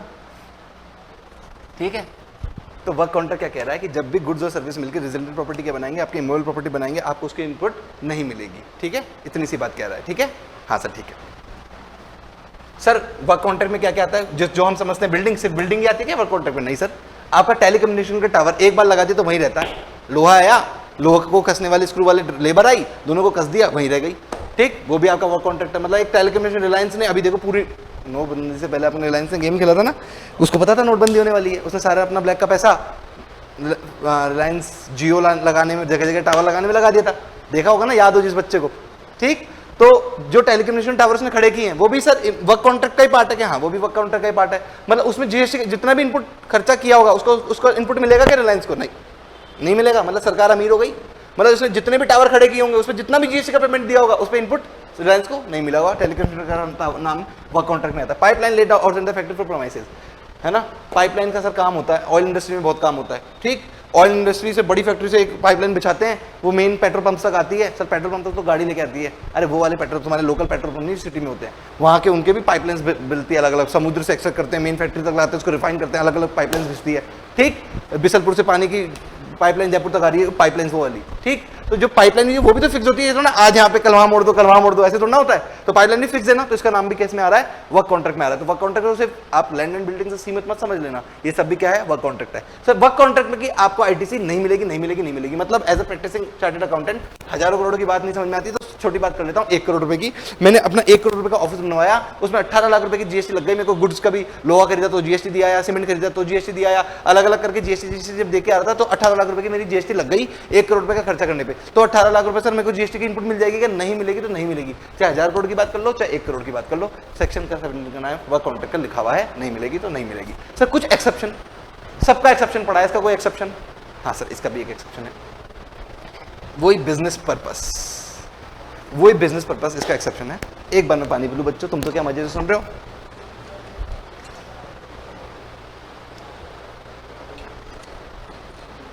एकदम रिलैक्स, मजे करके सुनो, टेंशन नहीं लेनी, सर पे शिकन नहीं आनी चाहिए। ठीक है, एकदम आराम से, इजी इजी बातें हैं यार। कहानी है, काल पिक्चर की मूवी की स्टोरी है, स्टोरी को 3 बार सुन लिया याद हो गई, मूवी तो 4 बार देख लेते हो, वैसे इसको भी देख लो। ठीक, और कुछ हार्ड बात है ही नहीं। सर एक्सेप्शन में क्या बात है? एक्सेप्शन में ये बात है, वही बिजनेस पर्पस के लिए जब भी काम होगा ना, उसको आईटीसी देके चलेंगे। मतलब मान लो सरकार ने ठेका उठाया, ये 5 ब्रिज बनाने, पुलिया बनानी है, हाईवे फ्लाईओवर बनाने मेरे को जयपुर में। मैं आया हूँ बिल्डर आदमी, कॉन्ट्रैक्टर।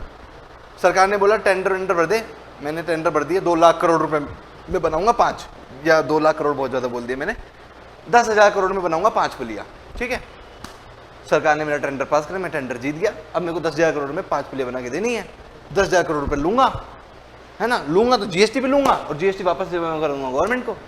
ठीक, तो जो दे रहा है उसको इनपुट मिल जाएगी क्या? सर ये समझ में नहीं है। फैक्ट्री की बात कर लेता हूँ। टाटा मोटर ने बोला कि हमारी फैक्ट्री कौन सा बिल्डर बनाएगा? सब बिल्डर ने हाथ खड़े कर दिए, मैं बनाऊंगा। टाटा बोला ना ऐसे मैं बनाऊंगा नहीं, टेंडर लगाओ, है ना। कितने में बना दोगे? मेरी ये डिजाइन है मेरी, ये रिक्वायरमेंट है मेरी, ये चीज कितने में बना दोगे? 5 बिल्डरों ने अपनी कोटेशन दे दी, 10,000 करोड़, एक किसने 11,000 करोड़, किसने 11,500 करोड़, 10,000 करोड़ वाला जीत गया, है ना। अब टाटा मोटर क्या करेगा, या टाटा स्टील मान लो, टाटा स्टील क्या करेगा? 10,000 करोड़ किसको देगा? आपके बिल्डर आदमी को देगा। बिल्डर आदमी को जीएसटी का पेमेंट भी देगा। इनपुट इसको तो मना है, टाटा मोटर को तो मना है, ठीक। बिल्डर आदमी की बात सुनो, बिल्डर आदमी ने बोला कि यार मैंने टाइम तो ले लिया, काम तो ले लिया, पर इसने बोला है कि अगर टाइम पे काम कंप्लीट नहीं हो तो पेनल्टी लगा देगा। मतलब इसको अपनी फैक्ट्री टाइम से चाहिए और मेरे पास तो ओवर बुक दूँ, मैंने टेंडर तो भर दिया लालच में, पर मैं तो ओवर बुक दूँ, अब क्या करूँ। मैंने टेंडर उठाया दूसरी कंपनी को, ठीक है ना। एक मिस्टर इंडिया मूवी है जिसमें क्या है, रूम रेंट पे लेता है और रेंट पे दे देता है आगे, ठीक है ना। देखना बचपन की, मैंने बचपन में देखी थी, रूम रेंट पे लेता है मकान मालिक से, पैसे नहीं होते चुकाने के लिए तो उसको महंगे भाव में आगे रेंट पे दे देता है, ठीक। तो ऐसे क्या किया मैंने, बिल्डर ने किसी और बिल्डर को दे दिया काम, और बिल्डर बोला चल मैं कर दूंगा। तो अब इसने भी तो किसी कुछ रुपए दिए होंगे सामने वाले को, और जब दिए होंगे तो इनपुट भी, जीएसटी का पेमेंट भी दिया होगा, ठीक। तो जो पेमेंट देते हैं वही तो इनपुट बनती है। तो जो इस बिल्डर ने दूसरे बिल्डर को जब ये ठेका दिया, तो ठेका दिया तो पैसे दिए, पैसे दिए तो जीएसटी के पैसे भी दिए, तो जो जीएसटी के पैसे इस बिल्डर ने दिए इसको इसकी इनपुट मिल जाएगी, ठीक है ना, इसको मिल जाएगी, ठीक है साहब। हाँ सर, मतलब टाटा मोटर वाले को तो कुछ भी नहीं मिलनी, इस बिल्डर को मिल जाएगी, ठीक है ना सर। इस बिल्डर को, इसने तो पैसे दिए ही नहीं, इसने तो इनपुट लिया है, इसने तो पैसे लिए हैं, इसके तो आउटपुट टैक्स है, इनपुट तो इसका है। समझ में आ रहा है ना? हाँ सर समझ में आ रहा है, इतने भी डम्बो नहीं है, ठीक है ठीक है, तुम कह रहे हो तो मान लेते हैं, वरना शक्लों से तुम्हारी ऐसे लगता है एकदम बेवकूफ़ हो तुम। मजाक कर रहा हूँ, नहीं नहीं इंटेलिजेंट बच्चे बैठे मेरे पास, ऐसा कुछ नहीं है। वो घर में पापा हरदम डांटते रहते हैं ना तुम्हें, ऐसे टीचर का भी काम डांटना ही है ना, मैं भी डांटूंगा, ठीक है।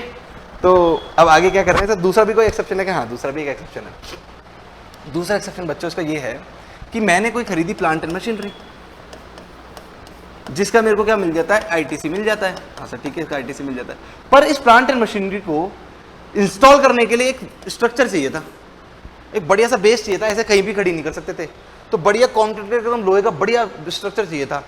तो इस स्ट्रक्चर को कराया ना, तो ये भी वर्क काउंटर की डेफिनेशन में आ गया। मतलब इसमें सीमेंट भी लग गई, सरिया भी, सीमेंट भी लग गई, आयरन बार्स भी लग गए, है ना, लेबर भी लग गई। तो जब ये सब देखा तो ये तो वर्क काउंटर की डेफिनेशन में आ गया, है ना। इसको लगाने में लग गए थे 2 करोड़ रुपए, स्ट्रक्चर को बनाने में 2 करोड़ रुपए लग गए थे, या 20 लाख मांग लो, चलो तुम मुझे बड़े बड़े अमाउंट कर रहे हो ना, तुम्हारा दिमाग खराब हो रहा है। 20 लाख रुपए, ठीक, देखे नहीं ना कभी, ठीक, देखे तो तुमने 20 लाख भी नहीं, 20 रुपए से ज्यादा तुम्हारे अकाउंट में होंगे नहीं, ठीक, 20 लाख रुपए, ठीक है, पर मेरी फीस टाइम से दे देना, ठीक, 20 लाख रुपए, ठीक है।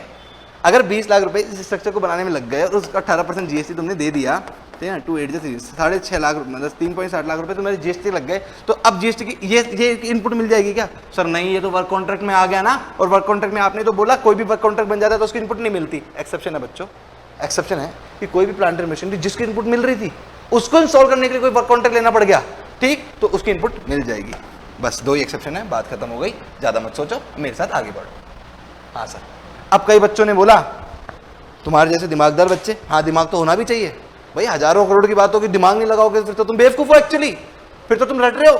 तो तुम्हारे में से कई बच्चों ने दिमाग लगा लिया, सर वर्क कॉन्ट्रैक्ट पे मना है ना, मैंने बोला हाँ वर्क कॉन्ट्रैक्ट पे मना है।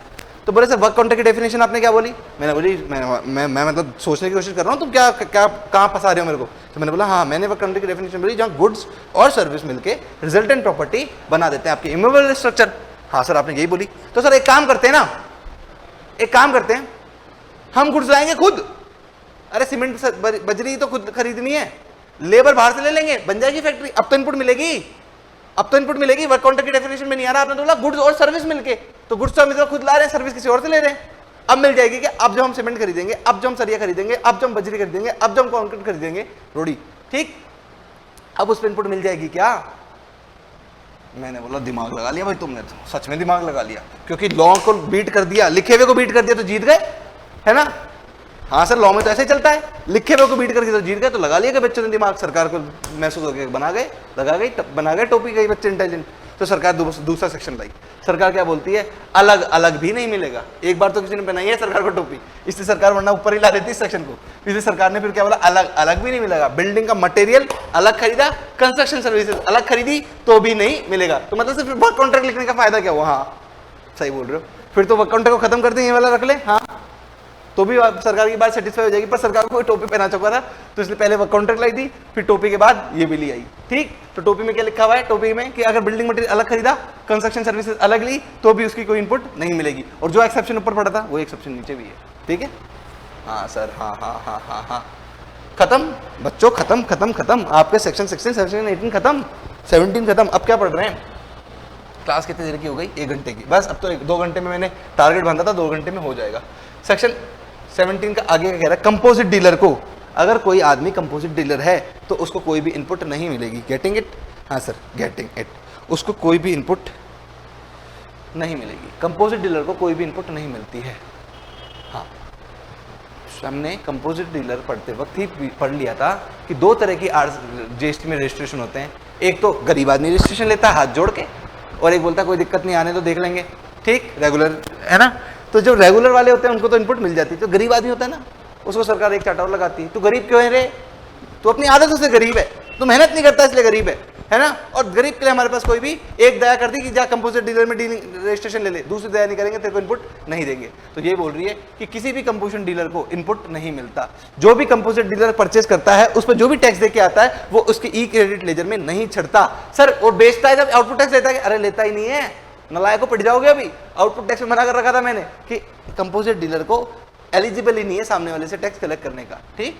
वो खुद के टर्नओवर में से कुछ रिक्वायर्ड परसेंटेज होती है, उसमें से जीएसटी देता है, याद है ना? अरे जोर से कह दो याद है सर, अरे झूठ में कह दो याद है ना? मारूंगा नहीं तुम्हें, अदरवाइज कूट दूंगा यार अगर इतना भी याद नहीं होगा तो। हाँ सर, झूठी आवाज पूरी क्लास से आ गई है, याद है, ठीक है भाई। हम तो झूठे से भी काम चला देते हैं, है ना। पल भर के लिए कोई हमें प्यार कर ले, झूठा ही सही। तो हमने झूठा आंक आया था, मैं तुम्हारे बेसिस पे आगे चल रहा हूँ। हाँ सर, कंपोजिट डीलर के बाद आया, अरे आया कैसे नहीं यार, कैजुअल टैक्सेबल पर्सन, हाँ, नॉन रेसिडेंट टैक्सेबल पर्सन। हाँ, सेक्शन 24 सेक्शन, उसमें अपन ने टैक्सेबल पर्सन गेट, उसमें 3 सेक्शन पढ़े थे, section number 22, section number 23, section number 24। Section number 24 था मैंडेटरी रजिस्ट्रेशन का। मैंडेटरी रजिस्ट्रेशन में बात लिखी हुई गई थी कि आपके कैजुअल टैक्सेबल पर्सन को, आपके एनआरआई को मैंडेटरी रजिस्ट्रेशन लेना है, ठीक है सर। एनआरआई कौन होता है? जो बाहर से इंडिया में अपना सामान बेचने आता है। दिल्ली में प्रगति मैदान लगी है, बढ़िया सारी एग्जीबिशन, वर्ल्ड 1 नंबर एग्जीबिशन लगती है। सर पता ही नहीं हमें। अरे पता, दुनिया में इतनी सारी चीजें होती है, कैसे पता होगी? किसी अच्छी चीजों के लिए अपडेट रखा करो। राजस्थान पत्रिका, दैनिक भास्कर पढ़ना बंद करो। सर ऑनलाइन में डी मार्केटिंग कर रहे हो उनकी, मैं तो तुम्हारी स्किल्स बढ़ा रहा हूँ, मेरे को उनसे क्या मतलब है। इकोनॉमिक्स टाइम पढ़ा करो, तब पता लगेगी ऐसी चीजें। तुम पढ़ते चट मसाला, बारिश कितनी हुई है ना, कहाँ चोरी हुई, कहाँ मर्डर हुआ, तुमको क्या मतलब है इन सब चीज़ों से, ठीक। अच्छी चीज़ पढ़ोगे तो भी अच्छी चीज़ देखोगे। बंद कर दो, टीवी देखना बंद कर दो, ये चटपटा मसाला न्यूज़ देखना बंद कर दो, ठीक है। कोई इंडिया से बाहर, यूएसए से इंडिया में सामान बेचने आया, सर आते हैं क्या? हाँ आते हैं ना, दिल्ली में लगता है ट्रेड फेयर, लगता है प्रगति मैदान में लगता है, ठीक है ना। वो तो ऑटो एक्सपो तो तुम सभी जानते होंगे, दिल्ली में 1 नंबर का ऑटो एक्सपो लगता है, 1 से 1 गाड़ियाँ वहाँ पे आती है। सर आपको भी शौक है कि? बिल्कुल शौक है। कभी गए हो क्या? सर जाना चाहता हूँ, टाइम नहीं मिलता, ठीक। तो दिल्ली में प्रगति मैदान में लगा, ये प्लांट एंड मशीनरी नहीं है, प्रगति मैदान है दिल्ली का। ये यूएसए का आदमी दिल्ली में प्रगति मैदान में अपना सामान बेचने आना चाहता है, तो ये आया जहाज में बैठ के। सर ये खुद तो प्लेन से आ गया होगा, खुद तो प्लेन से आ गया ये, ठीक है, ये लो, खुद तो प्लेन से आ गया ये, पर इसने अपना सामान क्या किया? जहाज में लोड करा दिया, जहाज भी आ गया, लो सामान भी आ गया। सर रिवीजन है, जल्दी जल्दी पढ़ाओ, क्या डायग्राम बना के टाइम पास कर रहे हो? हाँ बात तो सही है, ठीक। तो जब ये माल यहाँ पे ले आया, तो माल अब इसको यहाँ पे ले जाना है। अब जब माल यहाँ से वहाँ ले जाना है, तो हो सकता है यहाँ पे अलग अलग तरह के खर्चे लगे उसको, ट्रांसपोर्टेशन की सर्विस लेगा, इंश्योरेंस की सर्विस लेगा, हो सकता है कोई माल में टूट फूट हो गई, कोई रिपेयर मेंटेनेंस ले, तो माल ले जाना है, तो जब पैसे देगा जगह जगह, तो जगह जगह जीएसटी भी दे देगा। सर इसकी इनपुट नहीं मिलेगी, आईटीसी चैप्टर में बोल रहे हैं, इसकी इनपुट नहीं मिलेगी। पर सर जब बाहर विदेश से माल बाहर लाया होगा, पोर्ट पे उतरा होगा, तो कस्टम के साथ आईजीएसटी भी दी होगी, इसकी इनपुट मिल जाएगी। ध्यान से कंफ्यूज मत हो जाना। एनआरआई को जो कस्टम पोर्ट पे कस्टम ड्यूटी के साथ आईजीएसटी दी है, उसकी इनपुट तो मिल जाती है, ठीक। पर भारत में जो जगह जगह जीएसटी का पेमेंट करता है, उसकी इनपुट नहीं मिलती है। बातों को 4 बार रिपीट नहीं करूंगा, रिवीजन क्लास है, एक बारी में समझ लो। हाँ से समझ गए कि आप 4 बार रिपीट नहीं करोगे, बात तो समझ में नहीं आई। अच्छा, बात समझ में नहीं आई? हाँ सर आ गई, मजाक कर रहे हैं, आप ही मजाक करना जानते हो क्या? हम चुटकुले नहीं सुनाते? अरे सुनाते, तुम तो मेरे से बढ़िया सुनाते हो, तुम ही सुना दिया करो, है ना। मैं पढ़ाने में फोकस रखूंगा, तुम बीच बीच में मेरे को चुटकुले सुना दिया करो, ठीक है। परचेज, ये तो सबको ही पता है, परचेज करी पर्सनल कंजम्पशन के लिए यूज करी, तो पढ़ा तो था भी आईटीसी की 12 कंडीशन में। अरे 12 कंडीशन में, सेक्शन 16 की 12 कंडीशन में पढ़ा तो था कि बिजनेस के लिए यूज करोगे। 6 नंबर की कंडीशन ये तो थी कि बिजनेस के लिए यूज कर लोगे तो इनपुट मिलेगी, अदरवाइज नहीं मिलेगी। तो पर्सनल यूज के लिए कोई भी चीज यूज कर लोगे तो मिल जाएगी इनपुट ना। मना कर रहा है, यहाँ पे भी आके मना कर दिया, क्या हुआ? दूसरे के मना कर दिया तो क्या हो गया? स्टोलन, मतलब तुम बिजनेस में ही लाए थे, 100 साइकिल लाए, बिजनेस में लाए, पर्सनल में नहीं, बेचने के लिए लाए, बिजनेस में लाए। एक साइकिल रात को चोरी हो गई, तो चोरी हुई साइकिल पे इनपुट मिल जाएगी क्या? सर इसमें दुकानदार की गलती, चोरी हो गई। अच्छा, अगर दुकानदार की गलती नहीं करेंगे ना तो दुकानदार को जब अपने बेटे को साइकिल दिलानी होगी ना तो उसको ऐसे बोलेगा चोरी हो गई, ले साइकिल तेरी, है ना। बोला इनपुट भी मिल गई, खुश हो रहा होगा, इनपुट भी मिल गई, पर्सनल यूज के लिए भी यूज कर ली। तो सरकार ने बोला चाहे पर्सनल यूज के लिए तुमने शानीपंथी से चुपचाप बताई, चाहे चोर ले गए, चाहे टेस्ट ड्राइव पे भेजा था, जैसे पल्सर का शोरूम है, मेरे दोस्त के साथ कहानी हुई थी, है ना।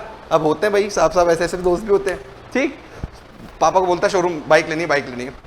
हम ठीक है पापा बोले चल ठीक है, जा टेस्ट ड्राइव लिया अपने दोस्तों के साथ, तो हमारे साथ गया।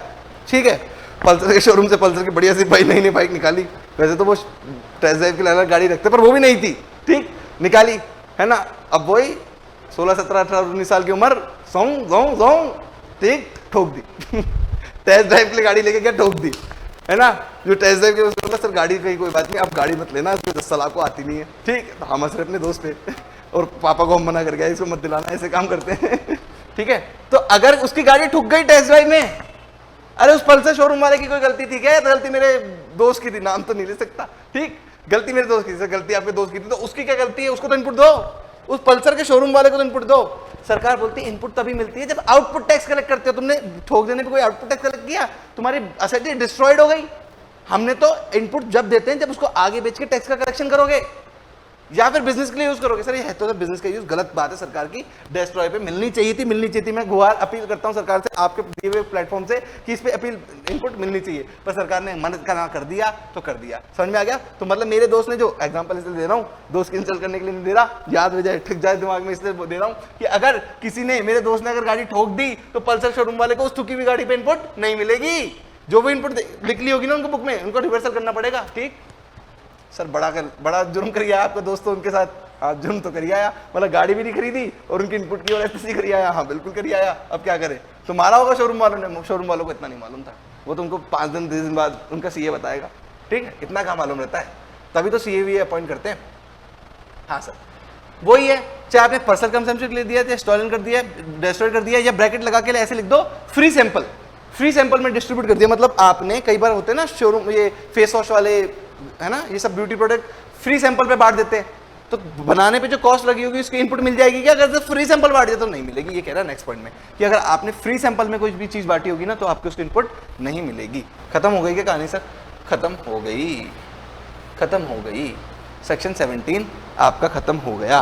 सेक्शन 17 सबसेक्शन 5 और 6 खत्म हो गया, 1 2 बच रहा है। 1 2 से 5 मिनट का है। जब इतना हो गया, अपन ने इतना फटाफट से कंज्यूम खत्म कर लिया, तो वो तो अपन कर ही लेंगे। एक बार रेस्ट ले लो, 2 मिनट का, पानी वानी पी लो, 2 मिनट, सिर्फ 2 मिनट दे रहा हूं, इसके बाद वापस से कंटिन्यू करते हैं।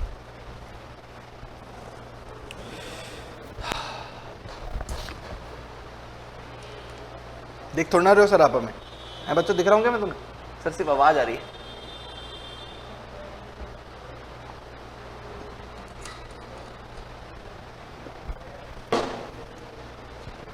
दो मिनट नहीं हुए। कोई बात नहीं, चीटिंग चीटिंग चीटिंग चीटिंग करता हूँ मैं तुम्हारे साथ। तुम मत करना कभी अपने किसी भी रिलेशन में, ना दोस्तों के साथ ना किसी और रिलेशन में। Section 17 subsection 1 business and non business क्या कह रहा है ये? हेलो हेलो हेलो, ठीक, क्या कह रहे हैं सर? अगर आपने बिजनेस एंड नॉन बिजनेस, कहने का मतलब है कोई चीज खरीदी, एसी खरीदा, इधर है ऑफिस उधर है कमरा, दीवार तोड़ी, आधा एसी इधर आधा एसी इधर लगाया, देखा है ऐसा कहीं जुगाड़ होता है? ऐसे बहुत इंटेलिजेंट लोग ऐसे होते हैं, ठीक है ना। आधा एसी ठंडा तो इधर भी हो जाएगा उधर भी हो जाएगा, ठीक, तो आधा एसी लगाया इधर आधा एसी इधर लगाया, ठीक है। तो ऐसी कोई चीज आपने खरीदी जो आप बिजनेस और नॉन बिजनेस दोनों के लिए यूज करने वाले हो, क्या लिखा हुआ है? Business purpose and exclusive non business purpose, दोनों के लिए यूज करने वाले हो, तो आपको इनपुट कॉमन के हिसाब से मिलेगी। सर क्या 3 बातों को मिला के बता रहे हो? चलो ठीक है, तुम चाहते हो तोड़ तोड़ के बताऊं तो तोड़ तोड़ के बताता हूं। कह रहा है सेक्शन 17 सबसेक्शन 1 कह रहा है कि आपको इनपुट जब ही मिलेगी जब आपने एक्सक्लूसिव बिजनेस पर्पस के लिए यूज किया। आपको इनपुट नहीं मिलेगी अगर आपने एक्सक्लूसिवली नॉन बिजनेस पर्पस के लिए यूज किया। मतलब अगर कोई चीज पर्सनल पर्पस के लिए खरीद ली, कितनी बार बोलोगे सर? हाँ, तभी तो मैं बोल रहा हूँ कितनी बार बोलूंगा। अगर कोई भी चीज बिजनेस पर्पस के लिए खरीदी तो आईटीसी मिलेगी, नॉन बिजनेस पर्पस के लिए मतलब घर के पर्पस के लिए तो आईटीसी नहीं मिलेगी। और सर वही आपका कॉमन यूज, वो आधा इधर आधा उधर, तो फिर क्रेडिट भी करेंगे कॉमन, क्रेडिट भी करेंगे कॉमन। जितनी बिजनेस पर्सनल यूज के लिए ले गया उसकी क्रेडिट नहीं मिलेंगे, मतलब आधी हवा की क्रेडिट नहीं देंगे, आधी हवा की देंगे। वाह, ऐसा भी होता है, ऐसा भी होता है। ठीक है, सब कुछ होता है दुनिया में। We where inward supply is use, मतलब जब एसी खरीदा आधा इधर आधा उधर, तो एसी इनवर्ट सप्लाई है ना? हाँ sir, AC inward supply. Where inward supply is use commonly for business as well as for non business, as well as आधा ऑफिस में, नॉन बिजनेस मतलब आधा कमरे में।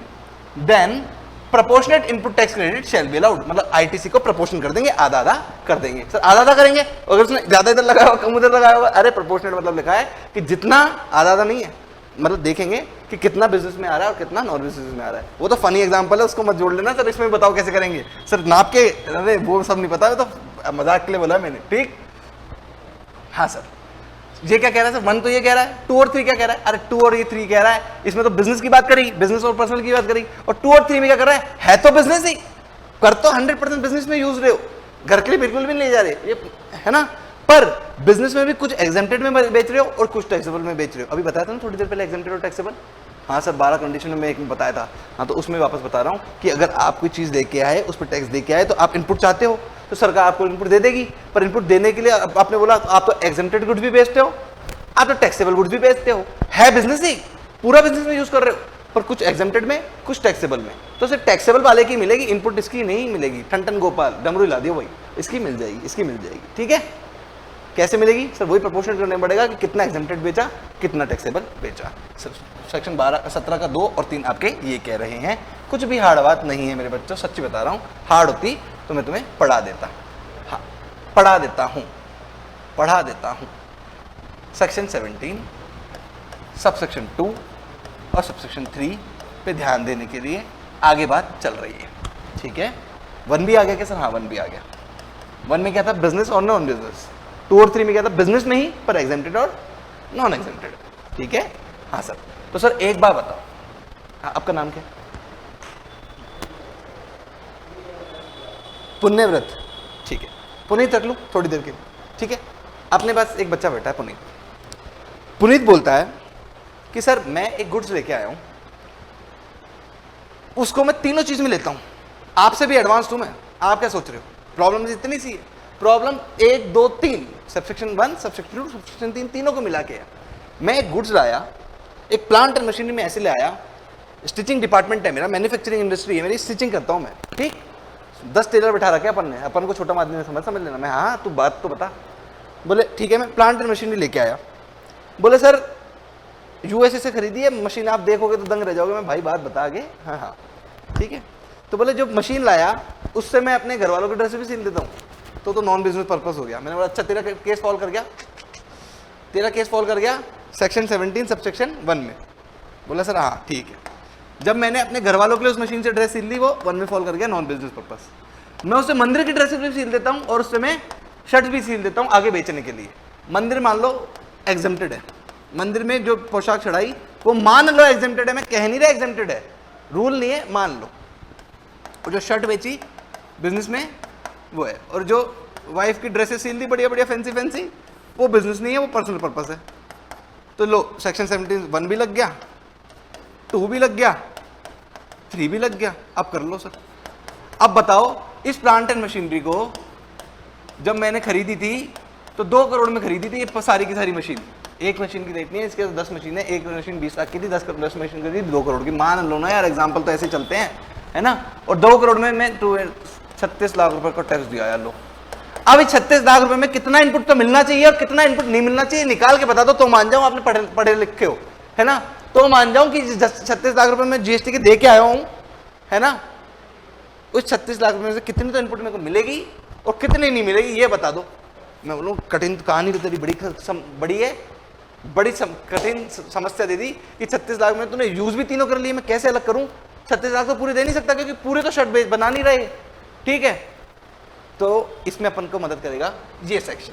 ये सेक्शन क्या कहता है बच्चों, बहुत आसानी से सेक्शन कहता है कि जो जितना भी टैक्स दे के आए हो, मेरे एग्जांपल में टैक्स का अमाउंट इतना इतना नहीं है, मेरे ये यहाँ पे जो एग्जांपल दिया गया है वो उसको करते हैं, मेरे एग्जांपल में टैक्स का अमाउंट सिर्फ 18,000 रुपए है। 18,000 रुपए एक बार तो पूरे के पूरे क्लेम कर लो सर, पूरे के क्लेम कर लो, पहले तो यहीं से कहानी समझा दो। पूरे क्लेम इसलिए करने पड़ेंगे, ओ कमर सीधी, ध्यान इधर, ठीक, बात नहीं और ख्यालों में किसी के भी नहीं, इधर आ जा, खुशी नहीं, ठीक, हजमत। हाँ, तो 18,000 रुपीज जो मैं दे के आया हूँ, 18,000 रुपए में जो दे के आया हूँ, किसको दे के आया हूँ सर, सप्लायर को दे के आया हूँ। सप्लायर ने कितने जमा कराए होंगे गवर्नमेंट को सर, पूरे के पूरे, क्योंकि वो तो उसका पैसा है ही नहीं, वो किसका पैसा है, सरकार का। तो जब 18,000 रुपए मैंने सरकार को जमा करा दिए, किसने, सप्लायर ने, तो रेसिपिएंट जब 18,000 के 18,000 पूरे क्लेम करेगा तभी तो बातें मैच करेगी, तभी तो बातें मैच करेगी। तो मैचिंग कंसेप्ट के लिए एक बार तो पूरे के पूरे 18,000 उसको क्लेम करने पड़ेंगे यहाँ पे, ठीक है। तो मतलब उसकी ई क्रेडिट लेजर में, ई क्रेडिट लेजर में, सर आपकी राइटिंग हमसे बड़ी गंदी है, हमारी शक्लों से बड़ी गंदी आपकी राइटिंग है, तो कुछ करो ना इसका, अभी करते हैं यार, ऐसा क्या जल्दी जल्दी में लिख देता हूँ, ऐसी राइटिंग अच्छी है मेरी। अभी देख, ई क्रेडिट में इसके कितने चढ़ेंगे, 18,000। तो सर पूरे तो नहीं चढ़ाने चाहिए ना इसको, गलत बात है ना, पूरे नहीं चढ़ाने पड़ेंगे पूरे, वरना मैचिंग कंसेप्ट काम नहीं करेगा। तो एक काम करते हैं, जितने नहीं चढ़ाने चाहिए थे उसको लाइबिलिटी साइड में ई लाइबिलिटी लेजर में लग दें। हाँ सर, उसको ई लाइबिलिटी में लिख दो तो भी बात होगी, रिवर्सल हो जाएगा। तो ये वाला अमाउंट बता दो सर, ये वाला अमाउंट बता दो, ई लाइबिलिटी में कितना लिखेंगे। हाँ यही तो बता रहा हूँ, यही तो पढ़ा रहा हूँ। देखो 18,000 पूरा इनपुट मांगा, जितना इनएलिजिबल पोर्शन है उतना मैं किस में लिख दूंगा, ई लाइबिलिटी में लिख दूंगा। इनएलिजिबल पोर्शन निकालना सिखा दो सर, है ना, पुनीत इंतजार कर रहा है। हाँ तो सब पुनीत को लेके आगे चलते हैं, पुनीत को बताते हैं। देखो इनएलिजिबल पोर्शन ऐसे निकलेगा, जो भी तूने बीवी की ड्रेसेस सिली है ना, बच्चों की ड्रेसेस सिली है ना, वो तो पर्सनल यूज है ना, तो पर्सनल यूज में तो क्या करना, ये रहा 5% निकाल देना कॉमन क्रेडिट का। कॉमन क्रेडिट पूरी की पूरी 18,000 कॉमन क्रेडिट है सर। कॉमन क्रेडिट क्यों बोल रहे हैं, अरे यही तो 18,000 में से 3 चीजें मिली हुई है ना इसमें, बिजनेस के में भी टैक्सेबल, एग्जेम्प्टेड और घर वालों के कपड़े, ठीक, तो इसको कॉमन है ये। तो कॉमन क्रेडिट का 5% तो क्या मानेंगे, घर वालों के लिए यूज हुआ है, ठीक। कैलकुलेटर है किस बच्चे के पास, सर आपने मोबाइल में खोल लो फटाफट से, हाँ मोबाइल में खोल लेते हैं। 18,000 का इंटू 0.05, 900 रुपये, 900 रुपये आया। 900 रुपये तो क्या माना कि घर वालों के लिए खर्चा किया है तूने, तो 900 रुपये सरकार नहीं देगी, तो 900 रुपये यहाँ लिख दें, 900 रुपये लाइबिलिटी में लिख दें। यहाँ से तो कम करेंगे नहीं, यहाँ बढ़ा देते हैं, ठीक है सर, इतना तो समझ में आ रहा है, इतनी तो हमने बचपन में मैथमेटिक्स पढ़ी है, ठीक। तो 900 रुपये लिख दिए सर। अभी भी और बात रही, अभी भी कॉमन क्रेडिट में आपने मंदिर की पोशाक भी बनाई थी, शर्ट भी बनाए थे। हाँ, अगर मंदिर की पोशाक और शर्ट भी बनाए थे तो अब दिक्कत है। मान लो ये प्लांट एंड मशीनरी नहीं है, कपड़ा है, ये कपड़े पे कपड़ा लेके आए थे ना तुम, क्योंकि कैपिटल गुड्स हो जाती है plant and machinery. Capital goods को अलग से डील करेंगे, कैपिटल गुड्स को मेरे बच्चों अलग से डील करेंगे। कहाँ गया इस पे कैपिटल गुड्स नाम लिखा हुआ, ये रहा, कैपिटल गुड्स को अलग से डील करेंगे। इसलिए ये चीज़ है ना, ये चीज़ ये किस पे है, रॉ मटेरियल पे है। तो कपड़ा खरीद के लाए थे खूब सारा, जिसपे 18,000 का जीएसटी देखे थे, उस कपड़े में से अपने बीवी के घर वालों के कपड़े भी सील दिए, मंदिर की पोशाक भी सील दी और शर्ट भी सील दी। तो घर वालों की ड्रेसेस की तो इतनी इनपुट थी जो कि अपने खत्म कर दी, ठीक है ना। अब मंदिर की पोशाक की निकालनी है, तो आपको पता होगा ना कितना कपड़ा लगा है पोशाक में, कितना कपड़ा लगा है शर्ट में। तो पोशाक तो क्या है, एग्जेम्प्टेड। तो क्या करो, कॉमन क्रेडिट को पकड़ो, एग्जेम्प्टेड टर्नओवर लिखो, डिवाइड बाय टोटल टर्नओवर लिख दो। मेरे एग्जांपल में ये 30 लाख है और ये 70 लाख है, ठीक है। मतलब टैक्सेबल टर्नओवर कितना है, 40 लाख। एग्जेम्प्टेड टर्नओवर है आपका 30 लाख, टैक्सेबल टर्नओवर है आपका 40 लाख, तो टोटल टर्नओवर कितना है, 70 लाख। तो रिवर्सल कितना करना है, एग्जेम्प्टेड टर्नओवर का, इसलिए एग्जेम्प्टेड को टर्नओवर को ऊपर लिखा। 18,000 इंटू 30/70 करूंगा तो मेरे एग्जांपल में मेरे को बता ही रखा है शायद तक इसने, सर कर ही लो, आप कर ही लेते हैं सर। 18,000 इंटू 30 डिवाइडेड बाय 70, ये आ गया 7714, 7714। इतने का भी अपन रिवर्सल कर देंगे, तो यहाँ पे आ जाएगा 7714। समझ गए बच्चों, 7714 प्लस 900 कर देंगे तो कितना आ जाएगा, प्लस 900, 8614। 8614 का रिवर्सल हुआ है सर। आपके एग्जांपल में तो 8,000 का ही हुआ है, अरे वो कैलकुलेशन में कुछ गड़बड़ हो गई होगी, इसने 30,70,00,000 नहीं माना होगा, इसने कुछ और माना होगा। अपन ने 30,70,00,000 लिए ना, ऊपर कुछ और अमाउंट होगा तो ये अलग अमाउंट आ जाएगा, ठीक है ना। आप ये मान लो 8614 का रिवर्सल होगा। समझ में आ गया? तो अब मतलब अपने पुनीत के क्वेश्चन डॉट सॉल्व कर दिए। मतलब 18,000 रुपये का जीएसटी का ये दे के आया था, तो 18,000 के 18,000 पूरे इसको इनपुट नहीं मिलेगी, एक बार तो पूरी लिख लेगा, पर वापस देने कितने पड़ जाएंगे, 900 अलग देने पड़ जाएंगे और 7,714 रुपये अलग देने पड़ जाएंगे। टोटल मिला के इसको 8,614 रुपये सरकार को वापस देने पड़ जाएंगे। तो इसको मिली कितनी की इनपुट, 18,000 माइनस 8,614, कितने की मिली अभी बता देते हैं।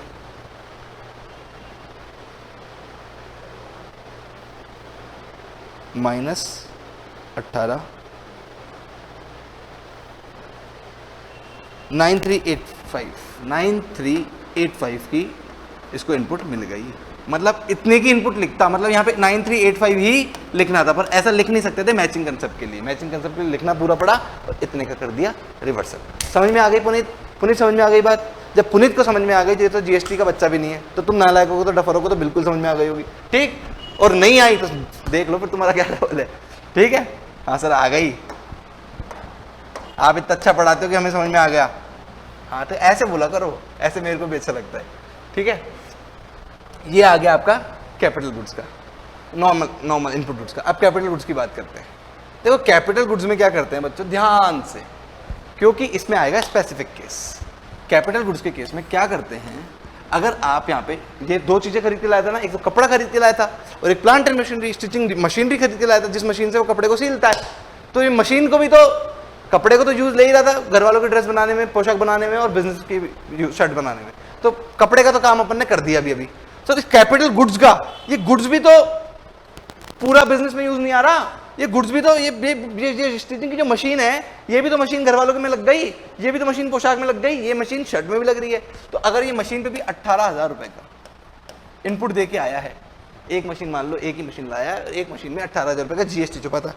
अगर ये 18,000 रुपए की इनपुट दे के आया है, टैक्स दे के आया है, तो 18,000 रुपए पूरा क्लेम कर ले क्या? नहीं सर, पूरा तो क्लेम नहीं कर सकता, क्योंकि गलत बात हो जाएगी। अगर पूरा बिजनेस टैक्सेबल गुड्स बनाने में लगता तो पूरा क्लेम कर सकता था, पर इसने तो दो काम और किए, घर वालों की ड्रेस भी सिली है और पोशाक एग्जेम्प्टेड गुड्स भी दिया है, इसलिए 18,000 पूरे तो क्लेम नहीं कर सकता। पर एक बार ही तो मैंने क्या बोला, ई क्रेडिट लेजर में, आपको ई क्रेडिट लेजर में तो एक बार तो क्या करना पड़ेगा, पूरा अमाउंट लिखना पड़ेगा। वो क्या है, 18,000। एक बार तो क्या करना का पूरा अमाउंट ही लिखना पड़ेगा, 18,000। रिवर्सल के लिए क्या करोगे, ई लायबिलिटी लेजर में, ई लायबिलिटी लेजर में रिवर्सल वाला अमाउंट लिख दोगे। सर वही तो सीखना है, रिवर्सल वाला अमाउंट सिखा दो। बच्चों एक गड़बड़ है, एक गड़बड़ ये है, ध्यान से मेरी बात सुनो। जब प्लांट एंड मशीनरी लाते हैं तब तो आने वाले 60 महीनों के लिए लाते हैं, 5 साल बोला था ना, अभी 5 साल की लाइफ होती है। हाँ सर, और क्रेडिट बुक कर देते पहले दिन ही, क्रेडिट बुक कर देते हैं पहले दिन ही, है ना, पहले दिन क्रेडिट बुक कर लेते हैं।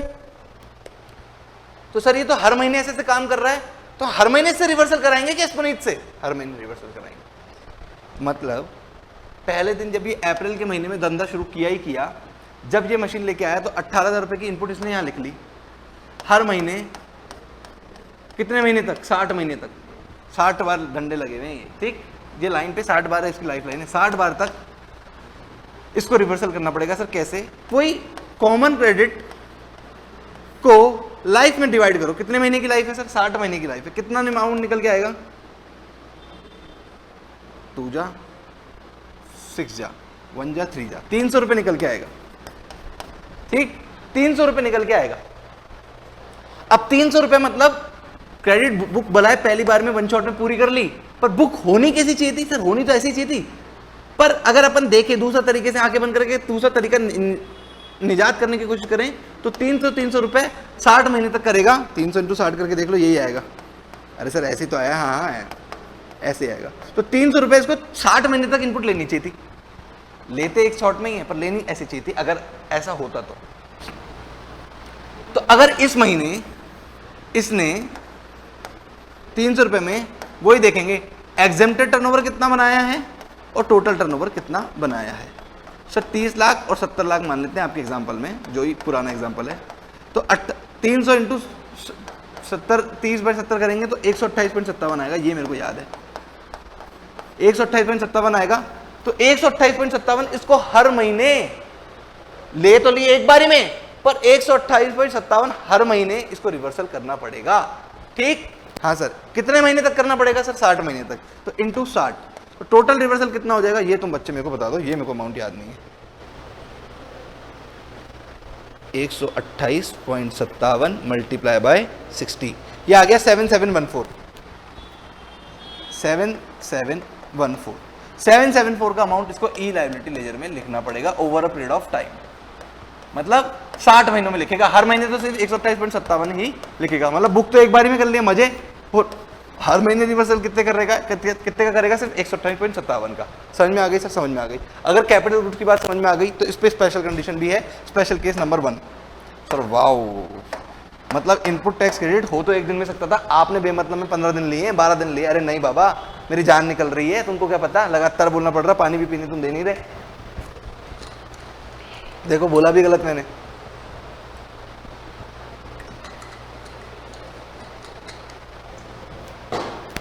कोई बात नहीं, अब समझते हैं। तुम्हारे को भी अगर फ्रेश में पढ़ते ना तो इतनी जल्दी समझ में आता नहीं है, मैशअप हो जाता है। वो तो तुम रिवीजन वाले बच्चे हो, इसलिए तुम्हें समझ में आ रहा है ना? हाँ सर। तो स्पेशल केस क्या है सर? स्पेशल केस ये है सर, यहां पे गुड्स खरीदा, ठीक है, यहां तक हमको इस पर इनपुट नहीं मिलती थी क्योंकि हम टैक्सेबल गुड्स बनाते ही नहीं थे, एग्जेम्प्टेड बनाते थे। यहां पे आके हमको क्या मिलने लग गई? उसकी हमको उसकी इनपुट मिलने लग गई। अगर यहां पे आके हमको इसको इनपुट मिलने लग गई तो अब क्या करें? तो सर मतलब यहां से आपको उसकी आईटीसी क्लेम करनी है, तो इतने पीरियड के लिए यूज किया, ये तो आईटीसी हटानी पड़ेगी, है ना? तो यहां क्या करो, मैं क्या बोल रहा हूं, एक बार पूरी आईटीसी बुक कर लो। क्यों बुक कर लो सर? वही मैचिंग कंसेप्ट के लिए। अब क्या करो, कॉमन क्रेडिट लिखो, कितनी है वो? 18,000। Total ITC divide by total life, तो 300 रुपये निकल जाएगा। अब 300 रुपये को यहां लिख दो। यहां पे मान लो तुमने 18 मंथ यूज किया, यहां पे 42 मंथ यूज किया, ठीक? तो मतलब 18 मंथ में 300 300 300 300 300 300 18 बार लिखा, ऐसे 18 बार लिखा। तो इतने पीरियड की तो आपको आईटीसी नहीं मिलनी चाहिए। तो एक बार तो आईटीसी ई क्रेडिट में पूरे 18,000 चढ़ाओ, और रिवर्सल में ई लायबिलिटी में कितने चढ़ाने हैं सर? 300 इंटू 18 बार चढ़ाने। कितने आते हैं? 18 5400 रुपये आते हैं। 18 3 54 होता है, ठीक है ना? 5400 रुपये आता है। मतलब 5400 रुपये की तो आपको रिवर्सल करनी है। कहाँ? यहाँ पे आके पूरी आईटीसी की यहाँ पे 18,000 बुक करो और 5400 रुपये का आप क्या कर दो? रिवर्सल कर दो। सर यहाँ से भी हम क्या कर रहे हैं? टैक्सेबल भी बेच रहे हैं, एग्जेम्प्टेड भी बेच रहे हैं। अच्छा, अभी भी कार्यक्रम कर रहे हो तुम? इतने से तुम्हारा पेट नहीं भरा, मन नहीं भरा? हाँ सर, अभी भी हम कार्यक्रम कर रहे हैं। बीच बीच में जब कभी डर लगे तो अपने वासुदेव भगवान श्री कृष्ण को याद कर लो, ठीक? आपके हमारे सबके वही करता धरता है, ठीक? कभी भी लाइफ में कोई भी अनसेटिस्फेक्शन आए, है ना? शाहरुख खान ने पेरेंट्स का नाम बताया था ना कभी KB3 में, वो भी है। पर आप भगवान श्री कृष्ण को याद कर लो, वो आपके काम बना देंगे, ठीक है? डर लगे तो भगवान श्री कृष्ण का नाम राधे संग ले लो, राधे कृष्ण बीच बीच में कह दिया करो अपने मन में, ठीक है? आपको ताकत मिलेगी, ठीक है सर? हाँ सर, मैं आप भी करते हो सर? हाँ, मैं भी करता हूँ, है ना? तो ऐसा है कि अब मतलब अब भी आप, हम तो हमको पता लग गया कि 5400 रुपये तो लिख दिए क्योंकि इस पीरियड का तो क्रेडिट मिलना ही नहीं चाहिए था। अब क्या करें? इस पीरियड के लिए क्या करें सर? इस पीरियड के लिए मेरे बच्चों ऐसा करो कि वही 300 रुपये लिखो। आपने कर तो दिया कॉमन क्रेडिट डिवाइड बाय, तो सर तो आ गया ना हर महीने की 300 300 300 300 300 300 42 बार यहाँ पे आ गया था। तो इस 300 को क्या करो? 30/70 से डिवाइड कर दो, आपका आ जाएगा वो 128.57। तो ये 128/57 एग्जेम्प्टेड है ना, ये एग्जेम्प्टेड टर्नओवर। अब देखो कितनी अच्छी रेटिंग है मेरी। एग्जेम्प्टेड टर्नओवर है ना, तो एग्जेम्प्टेड टर्नओवर का ही पार्ट निकल के आया। इसकी तो इनपुट नहीं मिलनी चाहिए थी। कितनी बार नहीं मिलनी चाहिए थी सर? 60 बार नहीं मिलनी। नहीं यार, 60 नहीं, 18 में तो निकाल दिए ना। अब तो सिर्फ 42 नहीं मिलनी चाहिए ना। हाँ सर, 42। अब आ गया समझ में सर।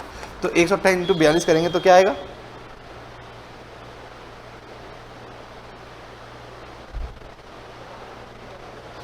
5400। 5400 का अमाउंट आपको और रिवर्सल करना पड़ेगा। इन लो दूसरा अमाउंट रिवर्सल कर दिया तो टोटल कितना हो गया? 10,800। तो 18,000 चढ़ाओगे और 10,800 रिवर्सल कर दोगे। सर कैसे? 18,000 यहाँ चढ़ाएंगे, 5,400 तो यही रिवर्सल कर देंगे पहले शॉट में, फर्स्ट डे। और 128 128 128 128 128 42 टाइम्स करेंगे। ऐसे टोटल रिवर्सल बढ़ाए 10,800 का होगा, पर 5,000 over the period of time होगा, 5,400 वन शॉट होगा। समझ में आ गई? किसी बच्चे ने रटी तो नहीं है? हाँ से समझ में आ गई। ये है स्पेशल केस नंबर 1। नाम लिख दो, फोटो ले लो फटाफट से। Special case number 1। Special case number 2 क्या है सर? अभी लो। Special case number 2, special case number 2 वो क्या है? वो ये है कि यहां लेके आए, जहां हम आईटीसी ले रहे थे, टैक्सेबल गुड्स बेच रहे थे, यहां आके वो कॉमन क्रेडिट में बदल गया। सर यहां के मतलब बाद में जाके रंग बदल दिए? मतलब पहले तो हमारे साथ बहुत अच्छी थी है, या पहले तो हमारे साथ बहुत अच्छा था, बाद में जाके उसने रंग बदल लिए। अभी भी आधा अच्छा आधा बुरा हो गया। अभी टैक्सेबल और एग्जेम्प्टेड दोनों में डील करने लग गया अब, है ना? अब टैक्सेबल और एग्जेम्प्टेड दोनों में डील करने लग गया। सर ये बात कहां तक आपको जस्टिफाई लगती है? सर ऐसा मत करना आप। अगर किसी के साथ आप शुरू से अच्छे हो तो शुरू से ही अच्छे रहना, बाद में जाके अपने रंग मत दिखाना, ठीक है? घोर पाप में से है ये, ठीक? ये नहीं कि अब तो भाई कोई बात नहीं, समझ ही गए होंगे ना तुम। अच्छी शिक्षा भी तुम बच्चों को दे देनी चाहिए, ठीक है? चाहे कभी कितना भी मतलब अटके, है ना, कितने भी आप इसके साथ अनहैप्पी हो, ठीक है, कोई टेम्परेरी दुख आ गया, कभी भी अपने रंग बाद में नहीं बदलना चाहिए। आप जो वादा कर दिया वो वादा निभाना है, ठीक है? तो ये क्या कह रहा है बच्चों? ये क्या कह रहा है कि अगर आपने यहाँ पे कोई टैक्सेबल गुड्स खरीदा, आपने कोई यहाँ पे टैक्सेबल गुड्स खरीदा, वहां आपके इनपुट लिए जा रहे थे, सरकार ने जाके एकदम से उस गुड्स को टैक्सेबल और कुछ एग्जेम्प्ट कर दिया। मतलब आप दो तरह की उससे मैन्युफैक्चरिंग कर रहे थे, कुछ को टैक्सेबल सरकार ने, कुछ मैन्युफैक्चरिंग को अभी भी टैक्सेबल कर रखा है, खुद को एग्जेम्प्टेड डिक्लेयर कर दिया। अगर खुद किसी को टैक्सेबल और खुद को एग्जेम्प्ट डिक्लेयर कर दिया तो अब क्या करें? अब तो यहाँ के कॉमन क्रेडिट का केस आ गया। सर अभी तक तो हम इसको यहाँ पे हमने 18,000 को इस सोच से इनपुट लिखी थी कि हम तो इसको पूरी लाइफ साथ निभाएंगे, है ना? अगर हम इसके साथ आए हैं तो बुढ़ापे तक एकदम मरते दम तक साथ आए हैं, ठीक? पर आगे जाके कुछ सर्कमस्टेंसेस ऐसे हो गए, कुछ सर्कमस्टेंसेस कुदरत ने कुछ ऐसा कर दिया, कुछ सर्कमस्टेंसेस ऐसे हो गए, गवर्नमेंट ने कुछ ऐसा कर दिया कि अब ये एग्जेम्प्टेड में और टैक्सेबल में दोनों में डील होगा। तो अब यहाँ पे आगे जो हमने 18,000 की कसम खाई थी कि पूरे बिजनेस में यूज करेंगे, वो टूट गई, और टूट गई तो यहाँ आके रिवर्सल करना पड़ेगा, ठीक? यहाँ आके रिवर्सल करना पड़ेगा। अगर यहाँ आके रिवर्सल करना पड़ेगा बच्चों, अगर यहाँ आके रिवर्सल करना पड़ेगा, ठीक, तो इतने पीरियड तो जब तुमने अच्छे से साथ में रहे, ये तो वैलिड है ना? हाँ सर, इस टाइम को थोड़ी ना कुछ बड़ा बुरा कहेंगे अपन सर, इस टाइम को कोई भला बुरा नहीं कहेंगे, पर आगे से अपन को डील करना पड़ेगा। कैसे? तो कोई करते हैं वो 18 मंथ मान लेते हैं कि 18 टैक्सेबल नहीं, और 42 मंथ्स वो क्या होगी? टैक्सेबल में और नॉन टैक्सेबल में डील करना पड़ा, ठीक? तो क्या करोगे? कॉमन क्रेडिट को, सर कॉमन क्रेडिट थोड़ी ना, यहाँ तो कॉमन क्रेडिट थी नहीं, हाँ फिर भी यहाँ तो थी, तो कॉमन क्रेडिट को उसके ओवर द लाइफ में बांटो, जिससे 300 आ जाएगा। तो 300 300 300 300 300 300 300 300 300 300 से जब आपने ई क्रेडिट लेजर में शुरू में ही 18,000 लिख दिए थे, तो इस दिन कुछ लिखोगे क्या? इस दिन कुछ लिखोगे क्या? सर नहीं, इस दिन तो कुछ भी नहीं लिखेंगे क्योंकि शुरू में ही 18,000 लिख चुके थे। इस दिन रिवर्सल जरूर करेंगे, इस दिन नहीं, सॉरी, इस दिन रिवर्सल नहीं करेंगे। सर आप खुद गिरे, आप हमें क्यों सॉरी बोल रहे हो? हाँ ठीक है ना, तुम मुझे हमें सॉरी बोल रहे हो सर, ठीक? 18,000 रुपए इस दिन रिवर्सल में लिखेंगे, हर महीने यहां से रिवर्सल में लिखेंगे। यहां पे तो कुछ भी रिवर्सल नहीं होगा, यहां से हर महीने रिवर्सल होगा। सर किससे कितने का रिवर्सल होगा वो हमें समझा दो सर। तो कॉमन क्रेडिट करी तो 300 हर बार यहाँ पे भी आ गया। कितनी बार आ गया सर? 42 टाइम्स आ गया, 42 टाइम्स आ गया। तो 300 को वही कितना एग्जेम्प्टेड में यूज करोगे सर? 30। टैक्सेबल में कितना यूज करोगे सर? टोटल 70। तो आ गया वही 128.57। तो 128.57 को 42 बार कर दोगे हर महीने, तो आ जाएगा वही 5400। तो 5400 रुपए ओवर द लाइफ पे में आप ई लाइबिलिटी में लिखना शुरू कर दोगे, ठीक है ना? मतलब 128 हर महीने लिखना शुरू कर दोगे। कितनी बार लिखोगे? 42 बार। तो टोटल कितना का रिवर्सल हो जाएगा? 5400 रिवर्सल हो जाएगा। ये आपका स्पेशल केस नंबर 2 था।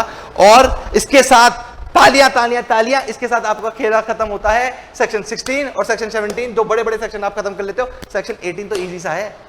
अरे सेक्शन 18 तो मैं अभी शुरू करूंगा और अभी 10 मिनट में खत्म कर दूंगा। सेक्शन 19 5 मिनट में खत्म कर दूंगा। सेक्शन 20 15 मिनट में खत्म कर दूंगा। मेरे को खुद को नहीं पता मैंने टोटल टाइम कितना बोला, पर जितना बोला वो सही बोला। अब शुरू करते हैं आगे।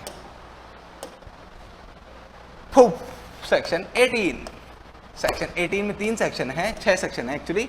1 2 3 4 5 6 1 2 3 4 5 6 1 2 3 4 5 6 7 8 9 10 11 नहीं है, है ना? अब ये क्या कह रहा है 1 2 3 में कह रहा है कि पुराने टाइम में आपको जीएसटी नहीं मिलती थी, अब मिलेगी, है ना। पहले थे ब्लैक एंड व्हाइट दुनिया, अब आ गई रंगीन, ठीक। और पहले मतलब तुम ब्लैक एंड व्हाइट रंगीन को ऐसे समझ रहे हो कि वो पहले हमारे साथ नहीं थी अब आ गई, नहीं नहीं वैसे नहीं है। पहले जीएसटी नहीं मिलती थी, अब जीएसटी मिलेगी। और इसमें क्या है, पहले जीएसटी मिलती थी, अब सूखा ही सूखा है, अब सूखा ही सूखा है, अब जीएसटी नहीं मिलती। कौन सा बच्चा इसमें आता है, कौन सा बच्चा इसमें आता है, हाथ खड़े करो, इसमें कौन कौन सा बच्चा आता है। अरे नहीं नहीं नहीं सर ऐसे नहीं, ठीक। तो पढ़ाई पे ध्यान दो, ये सब चीजें तो बाद में भी हो जाएगी। ये क्या कह रहा हूं मैं कि पहले आईटीसी नहीं मिलती थी, अब मिलने लग गई, पहले आईटीसी मिलती थी, अब नहीं मिलती। इसको करेंगे बाद में, पहले ही कर लें। हाँ सर पहले कर लें। 18 का सेक्शन 18 सबसेक्शन 1 क्लॉज ए में क्या कहता है, वॉलंट मैंडेटरी रजिस्ट्रेशन। सर पहले आपके पास आरसी नहीं थी तो आपको जीएसटी जो भी यहाँ पे परचेस करके लाते थे उसकी इनपुट नहीं मिलती थी। अब आपने आरसी ले ली तो जो भी परचेस करके ले आए हो, क्योंकि अब तो आपके पास आरसी आ गई, तो बचा कुचा जो भी अमाउंट यहाँ से यहाँ आ रहा है, जो भी स्टॉक यहाँ से यहाँ आ रहा है, इस दिन के बाद से उसकी इनपुट मिलनी चाहिए क्या। हाँ सर उसकी इनपुट मिलनी चाहिए। एग्जाम्पल से कोशिश करते हैं सॉल्व करने की। आपका सेक्शन 18 निकाल लेते हैं।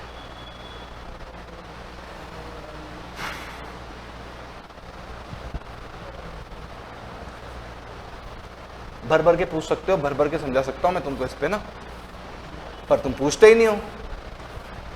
तुम ज्यादा इंटेलिजेंट हो, तुम एक बार ही समझ में आ रहा है, अच्छी बात है भाई, मेरे लिए तो अच्छी बात है। पूछोगे तो और भी अच्छी बात है, नहीं पूछोगे तो भी ठीक है। हाँ सर यही है क्या, हाँ सर यही है। 18 का 1 यही है क्या सर, यही है। आपने यहाँ पे 2000 कीजिए सर, पूरा डायग्राम पूरा पेज यूज करो, पूरा पेज, कंजूसी नहीं चाहिए हमें, ठीक है ठीक है। जैसे माए बाप तुम जैसे कहो, अरे मेरे बच्चों प्यारे बच्चों जैसे तुम कहो। Section 18 subsection 1 clause A. डरना नहीं, मैं हूं ना तुम्हारे साथ, बिल्कुल डरना नहीं। अरे नहीं होती क्लास 2 घंटे की तो पॉज कर देना मेरे को, मैं तो ऐसे रुक जाऊंगा तुम्हारे कहने पे, ठीक है। स्टैच्यू, तुम स्टैच्यू कहोगे पॉज मार के जाओगे, मैं ऐसे कैसे रुक जाऊंगा, ठीक। खाना पीना आया ना, मुंह धोना फिर पढ़ लेना, ठीक। पर मेरे को तो एक बार में रिकॉर्ड करनी है ना, इसलिए मैं एक बार। और कई बच्चे वैसे 2 घंटे ज्यादा नहीं होते, देखो अगर तुम 2 घंटे की क्लास नहीं ले सकते एक जगह बैठ के तो मुश्किल है तुम्हारे साथ, इलाज करा लेना अपना, ठीक। सर आपने कितने घंटे पढ़ाई करी है मैक्सिमम, बता दूंगा तो तुम डर जाओगे, इसलिए बताऊंगा नहीं। क्लास के एंड में बताऊंगा, जिस बच्चे को सवाल याद रहेगा वो पूछ लेगा तो उसको बताऊंगा, अदरवाइज छोड़ो, ठीक है। New registration applied for with in prescribe time. ये क्या कह रहा है कि आपके पास, आपने यहाँ पे खरीदा स्टॉक 1000 kg खरीदा, 200 रुपए के भाव, 2 लाख रुपए देके आए और जीएसटी का पैसा देके आए 36,000 रुपए का। तो 36,000 रुपए की बात है, मैं तो आईटीसी की बात कर लेता हूँ सर। 36,000 रुपए आप यहाँ पे जीएसटी का पेमेंट देके आए थे, पर क्योंकि आपके पास आरसी ही नहीं थी तो आप इनपुट किसको ले ही नहीं पा रहे होंगे। हाँ सर बच्चों सही है, ऐसी बात है, दुखी था मैं, क्योंकि मैंने 36,000 रुपए दे तो दिए, क्योंकि मेरे पास आरसी नहीं है, रजिस्ट्रेशन ले ही नहीं रखा, किसी भी वजह से नहीं ले रखा, ठीक। सेक्शन 22 में ही नहीं आता है ना, रजिस्ट्रेशन नहीं ले रखा, और रजिस्ट्रेशन नहीं ले रखा तो 36,000 रुपए की इनपुट नहीं मिलेगी। दुख मना रहा हूँ, गया 36,000 रुपए, वरना ई क्रेडिट लेजर में आ जाते। पर थोड़ा टाइम बीता, थोड़े टाइम बाद बीतने पे मेरे को पता लग गया कि अब मेरे को इनपुट मिलेगी, पर उसमें से मैं 2000 kg में से 400 kg यहाँ पे खर्च कर चुका हूँ, गुड्स बना बना के बेच चुका हूँ, उस रॉ मटेरियल के गुड्स बना बना के बेच चुका हूँ। तो अब मेरे को 400 kg की तो इनपुट नहीं मिल सकती, पर जो 600 kg यहाँ कैरी फॉरवर्ड करूंगा उसकी इनपुट मिल जाएगी, ठीक। तो 36,000 रुपए की, 36,000 रुपए की इनपुट कैसे थी, ये यार कैलकुलेशन नहीं करी भी, क्या मैं कर देता हूँ। 36,000 रुपए की इनपुट कैसे थी सर, 1000 kg की परचेज पे थी, तो 400 kg 600 kg की परचेज पे आपको इतनी इनपुट मिल जाएगी ना सर। हाँ इतनी इनपुट मिल जाएगी, जो कि अमाउंट आएगा 21,600 की आपको इनपुट मिल जाएगी यहाँ से, ठीक है। आपका 18 का 1 का ए हो गया। सर कैपिटल गुड्स की भी तो बात करो। अरे सर कैपिटल, यहाँ पे तो रॉ मटेरियल खरीदा उसकी तो बात नहीं बता दी, यहाँ पे कैपिटल गुड्स भी तो खरीदा होगा, कैपिटल गुड्स की भी तो इनपुट दोगे फिर आगे। नहीं सर कैपिटल गुड्स की इनपुट नहीं दूंगा, सिर्फ रॉ मटेरियल की इनपुट, बच्ची कुछ इनपुट जो मिलेगी वो सिर्फ रॉ मटेरियल की मिलेगी। कैपिटल गुड्स की इनपुट 18 के 1 के ए में तो नहीं मिलेगी। मतलब आगे स्कोप है, हाँ आगे स्कोप है, तो आगे कहाँ स्कोप है, तो आगे चलेंगे तो आगे का स्कोप समझ में आ जाएगा, ठीक है। हाँ सर तो चलते हैं आगे। सर 18 का 1 का बी बता दो, मतलब 2 3 4 5 6 तो भी आने हैं, तो 18 का 1 ही खेल रहा है आपसे मैं क्या करूं, है ना। बी क्या कहता है, वॉलंटरी रजिस्ट्रेशन, मर्जी से लिया है, वहां तो मैंडेटरी था, यहाँ मर्जी से लिया है, पहले नहीं था, पहले नहीं था, यहां ले लिया मर्जी से ले लिया। तो कुछ डिफरेंस है क्या 18 के 1 के ए में और 18 के 1 के बी में? कोई डिफरेंस नहीं है सिवाय मर्जी के। ठीक, 18 का 1 का सी, 18 का 1 का सी। सर सी से कंपोजिशन, पहले वो कंपोजिशन स्कीम में था तो उसको आईटीसी नहीं मिलता था, अब वो रेगुलर स्कीम में आ गया तो उसको आईटीसी मिलना है। तो सर सेम है क्या? हाँ सर वही सेम एग्जांपल है, वही 1000 की परचेज करी, 400 केजी आपने इस पीरियड में खत्म कर दी, 600 केजी आप कैरी फॉरवर्ड करना चाहते हो तो वही 36,000 रुपए को लिखोगे, 1000 केजी पे 36,000 दे के आए हो।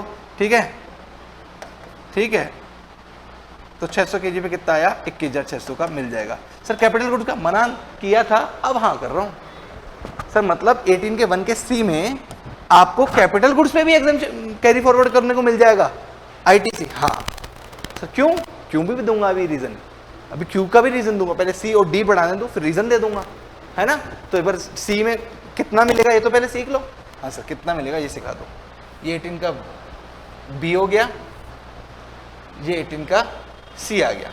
सी में कैपिटल गुड्स का इतना मिलेगा। सी क्या कहता है? अगर आप यहां पे कोई कैपिटल गुड्स खरीद के लाए थे जिसकी डेट है यहाँ पे 1 अक्टूबर 2019, ठीक, कोई कैपिटल गुड्स खरीद के लाए थे जिस पे जीएसटी 18,000 रुपये का दे के आए थे, ठीक, और आपने उसको 10 सितंबर 2020 को आपने क्या किया? उसको बिजनेस में यूज ले लिया। मतलब अब यहाँ पे कंपोजिशन से आप रेगुलर में आ गए इस डेट को। तो अब जो आपने कैपिटल गुड्स खरीदे थे उसकी यहाँ तो इनपुट नहीं मिल रही थी, पर यहाँ मिलेगी तो कितनी मिलेगी? हाँ, मतलब ये वाला इनएलिजिबल पोर्शन निकाल दूं तो बात डन हो जाएगी। एक बार तो पूरा लिखूंगा 18,000 रुपये की मिल जाएगी। ई क्रेडिट लेजर में, ई लाइबिलिटी लेजर में निकाल लेता हूँ अमाउंट कितना आएगा। मैं बोलूँगा कि 18,000 रुपये में से इस पीरियड का अमाउंट ख़त्म करना है। वो इस पीरियड का अमाउंट कैसे ख़त्म करेंगे? क्वार्टर वाइज ख़त्म करेंगे। ठीक है, क्वार्टर वाइज कैसे सर? अप्रैल मई जून एक क्वार्टर होता है, जुलाई अगस्त सितंबर दूसरा क्वार्टर होता है, अक्टूबर नवंबर दिसंबर तीसरा क्वार्टर होता है, जनवरी फरवरी मार्च तीसरा क्वार्टर होता है, चौथा क्वार्टर होता है। कब खरीदी मशीन सर? 1 अक्टूबर 2019 को खरीदी। कहाँ आता है वो क्वार्टर? यहाँ आता है। तो ये एक क्वार्टर खरीदा सर। एक काम करो, इस डेट को कर दो 1 दिसंबर कर दो। अभी भी यही आता है क्या सर? अक्टूबर से दिसंबर में? हाँ ये यही आता है। क्यों करता सर? बस ऐसे ही किया, मेरी मर्जी। 1 दिसंबर कर दिया तो भी अभी यही फॉल किया गया सर? हाँ तो भी यही फॉल किया। तो 1 क्वार्टर यूज किया, 2 क्वार्टर यूज किया, फिर तीसरा क्वार्टर यूज किया। सितंबर कब लाया आप उसको? 10 सितंबर। तो 10 सितंबर ये रहा ना, चौथा क्वार्टर यूज किया। तो 4 क्वार्टर आपने उसको इस पीरियड में यूज कर लिया। एक क्वार्टर का कितना मानेंगे? 5% मानेंगे। तो टोटल कितना हो गया? 20%। तो एक क्वार्टर का 5% क्यों मानेंगे? लॉजिक दे दो। हाँ लॉजिक दे देते हैं। 60 महीने मानते हैं ना लाइफ। 60 महीने में क्वार्टर कितने हुए? डिवाइड बाय 3 होते हैं ना, 3। एक क्वार्टर में 3 महीने होते हैं ना, तो कितने हुए? 20। तो 20 को किससे मल्टीप्लाई करें कि 100 हो जाए सर? 5 से मल्टीप्लाई करो कि 100 हो जाए, इसलिए 5% मानते हैं एक क्वार्टर का। नहीं आया समझ में तो छोड़ दो, ठीक। 5%। तो 20% आ गया इस पीरियड का, 80% आ गया इस पीरियड का। तो 20% इनपुट तो खत्म कर देंगे, 80% इनपुट दे देंगे, ठीक। तो 18,000 का 20% इनपुट तो खत्म कर देंगे, 3600 रुपये तो खत्म कर देंगे, और 14,400 की इनपुट दे देंगे। ये तो खत्म, ये दे देंगे। तो मतलब कैरी फॉरवर्ड कितनी होगी? 14,400। 18 का सी ये था, डी भी यही है। डी में बस कंपोजिशन स्कीम में की वजह लिखा हुआ है, पहले एग्जम्प्टेड में डील करता था, अब टैक्सेबल में डील करता है। समझ में आ गया? 18 के सी में लिखा हुआ है कंपोजिशन से रेगुलर में गया, 18 के डी में लिखा हुआ है एग्जम्प्टेड से टैक्सेबल में गया, ठीक। तो मतलब सी और डी में तो कैपिटल गुड्स का भी दे रहे हैं, और ए और बी में सिर्फ इनपुट गुड्स का दे रहे हैं। सर अब आप बता दो कि कैपिटल गुड्स का गुड्स सी में और डी में क्यों दे रहे हैं और ए और बी में क्यों नहीं दे रहे? हाँ अब मैं बता देता हूं।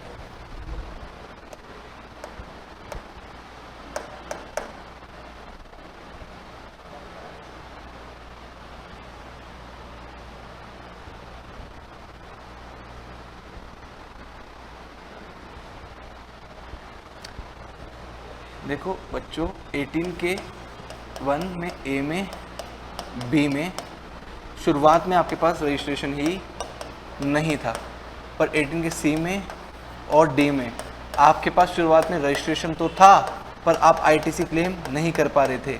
क्यों नहीं कर पा रहे थे? क्योंकि आप या तो कंपोजिशन स्कीम में आते थे या फिर एग्जम्प्टेड में आते थे। तो जब जब आपके पास रजिस्ट्रेशन तो होगा तो सरकार आपको कैपिटल गुड्स भी देने के लिए हाँ कर देगी, पर अगर आपके पास रजिस्ट्रेशन ही नहीं होगा तो सरकार आपको कैपिटल गुड्स पे भी कैपिटल क्रेडिट देने से मना कर देगी। ये बात है। रजिस्ट्रेशन तो था सीओडी में, इसलिए कैपिटल गुड्स का दे दिया। थोड़ी रियायत बरती है क्योंकि ये शुरू से सरकार के साथ उठते बैठते थे, चाहे सरकार को इनपुट इनको लेने देती हो नहीं देती हो, पर सलाम ठोकने तो सरकार को आते थे। ठीक है, ठीक है। लाइफ में हरदम बहुत अच्छे कर्म करने हैं बच्चों, ठीक है। पढ़ाई करते वक्त अपने भगवान को, अपने इष्ट को हरदम याद करना है। जो नॉन बिलीवर्स हैं, नहीं होते, बिलीव लिया हो बच्चों टाइम पे तो अच्छा होगा। या तो मेरी बात मान लो। सर आप कौन होते हो? आपकी क्यों बात मान लें? आपकी पढ़ाई तक मान लेंगे, मान लो ना यार, उसमें भी मान लो। तुम्हारी भलाई के लिए कह रहा हूँ, ठीक। 18 का 1 हो गया। 2 क्या कहता है? सर इसमें भी तो निकाल लो, 2 कहाँ है? हाँ चलो इसमें भी निकालते हैं, इसमें भी निकालते हैं। 18 का 2 आ गया, ये रहा। 18 का 2 इतना सी बात कह रहा है,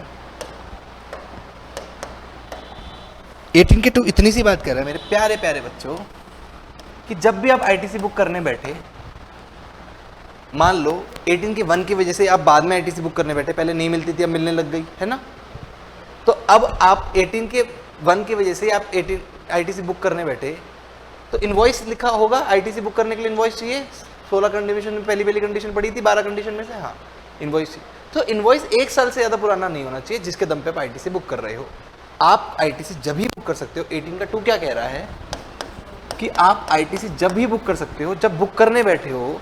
जो इनवॉइस जो है ना, जब बुक करने बैठे हो, जब इनवॉइस जो है ना आपके हाथ में, वो 1 साल से ज़्यादा का पुराना नहीं होना चाहिए। अगर वो 1 साल से भी ज़्यादा पुराना हुआ ना तो फिर आप आईटीसी बुक नहीं कर पाओगे। ठीक है, बस खत्म। इतनी सी बात कर रहा है 18 का 2।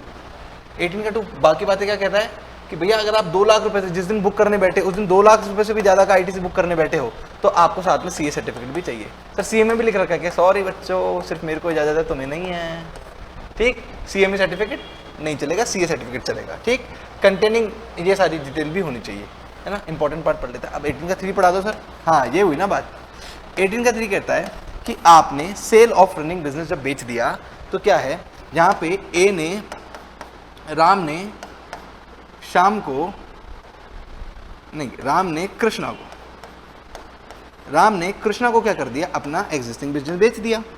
अगर राम ने कृष्णा को अपना एग्जिस्टिंग बिजनेस बेच दिया तो यहाँ पे जो जीएसटी नंबर होगा, जो यहाँ पे 3 बुक पॉकेट्स होगी, ई क्रेडिट लेजर जो होगी, सर बात तो सारी इनपुट की चल रही है क्योंकि इनपुट टैक्स क्रेडिट चैप्टर का नाम है।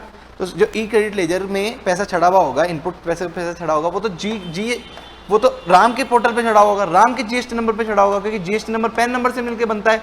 तो ये अलग होगा राम का जीएसटी नंबर। और जो बिजनेस खरीदेगा, कृष्णा खरीदेगा, द्वापर में कृष्णा आएंगे ना, जब है ना, तो द्वापर में जब कृष्णा आएंगे तो वो अपना पैन नंबर लेके आएंगे, अपनी आइडेंटिटी लेके आएंगे, तो उनका जीएसटी नंबर अलग होगा। ठीक, तो कृष्णा का जीएसटी नंबर अलग, राम का कृष्णा अलग, काम तो दोनों सेम करेंगे, धर्म की स्थापना। ठीक, तो मतलब दोनों सेम बिजनेस चलाएंगे। तो जब सेम बिजनेस चलाएंगे तो ये ई क्रेडिट लेजर, राम के सारे गुण कृष्णा में भी आने चाहिए क्या? हाँ, ज़्यादा ही आए थे वैसे तो। ठीक, क्योंकि राम का कृष्णा का युग थोड़ा छलिया वाला युग था, तो इनके में थोड़े गुण, विष्णु में जितने गुण है ना उससे थोड़े से गुण ज़्यादा कृष्णा लेके आए थे। तो ई क्रेडिट लेजर में थोड़े से ज़्यादा ये का ये अमाउंट आना चाहिए ना। सर कैसे आएगा? इसका तो जीएसटी नंबर अलग है, इसका जीएसटी नंबर अलग है। तो यही तो कह रहे हैं इसमें कि आपके कृष्णा को फाइल करना पड़ेगा एक फॉर्म आईटीसी 02, ये रहा आईटीसी 02 फॉर्म को फाइल करना पड़ेगा आपके कृष्णा को, जिससे कि राम की बुक्स में जितना भी आईटीसी पड़ा है वो सारा का सारा कहाँ आ जाए, कृष्णा की बुक्स में आ जाए। इतनी सी बात कहता है आपका 18 सबसेक्शन 3। सर 4, 5, 6 पे आ जाएं? हाँ सर आओ ना, मैं तो चाहता ही तुम फटाफट से बढ़ो आगे, फिर मैं भी घर जाऊं, तुम भी घर जाओ। ठीक, 18 का 4। 18 का 4 क्या कहता है सर? यहाँ निकाल लो पहले। हाँ सर, कुछ ज़्यादा बात इतने हार्ड नहीं कहता, इतनी सी बात कह रहा है कि पहले आप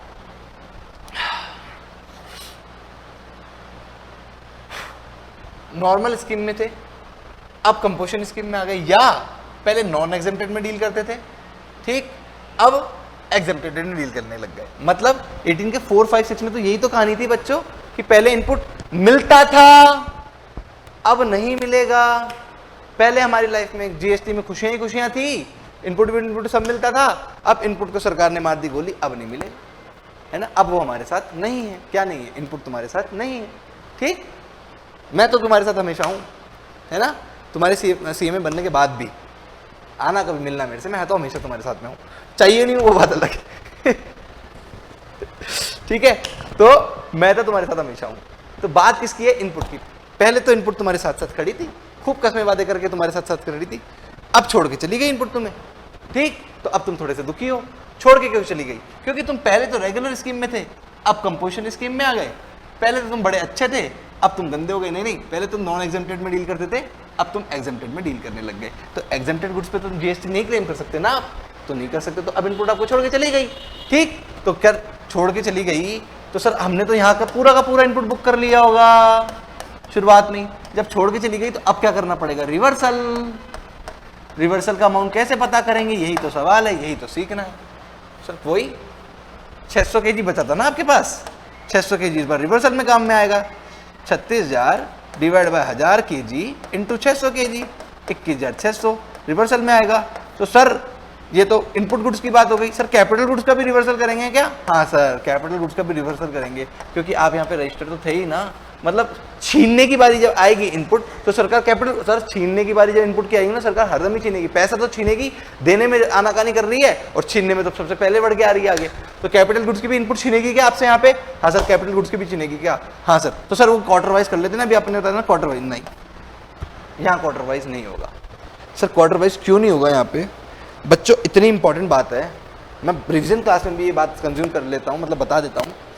क्वार्टर वाइज मेरे बच्चों इसलिए नहीं आएगा क्योंकि जब भी क्वार्टर वाइज इनपुट निकालते हो ना तो वो ज़्यादा अमाउंट आता है, ज़्यादा। मंथली में कमाता है, क्वार्टर वाइज में ज़्यादा आता है। क्योंकि अगर आपने 2 महीने भी यूज़ किए तो क्वार्टर क्या बोलेगा? 3 महीने हैं पूरा क्वार्टर में, तो और 5% ले लेगा। पर मंथली यूज़ कर लोगे तो 2 महीने में 2 महीने का आएगा, तो क्वार्टर में थोड़ा अमाउंट ज़्यादा निकल के आता है। तो इस बार तो आपसे छीनने की बात है ना, छीनने की बात है। तो अगर ये क्वार्टर वाइज दे देती तो ज्यादा इनपुट मिल जाता, इसलिए मंथ वाइज ही देगी, इसलिए मंथ वाइज ही देगी। मंथ कितने हैं? 36,000 की इनपुट दे के आए, इसलिए अब समझ में आया। मैंने वहां पे दिसंबर कर दिया था, तो मंथ कितने हुए? 10 महीने हुए। 10 महीने हुए तो 36,000 डिवाइड बाय 60 करेगी, इंटू 10 करेगी कि 10 महीने की इनपुट ही देंगे तुम्हें। 36 डिवाइड बाय 60, 300, 300 10, 3,000। 3,000 रुपए की इनपुट ही मिलेगी, बाकी 36 महीने 3, 33 की रिवर्सल हो जाएगी। और अगर तुम ये क्वार्टर वाइज करते ना मेरे बच्चों, तो मैं बता देता हूं क्वार्टर वाइज में करते तो क्या आता? 36,000 के क्वार्टर वाइज कितने हो जाते? 10 महीने मतलब 4 क्वार्टर हो जाते, इंटू 20% करते तो 20% की इनपुट मिल जाती। ठीक, ये अभी निकाला था ना कितना आया 36,000 को 20%,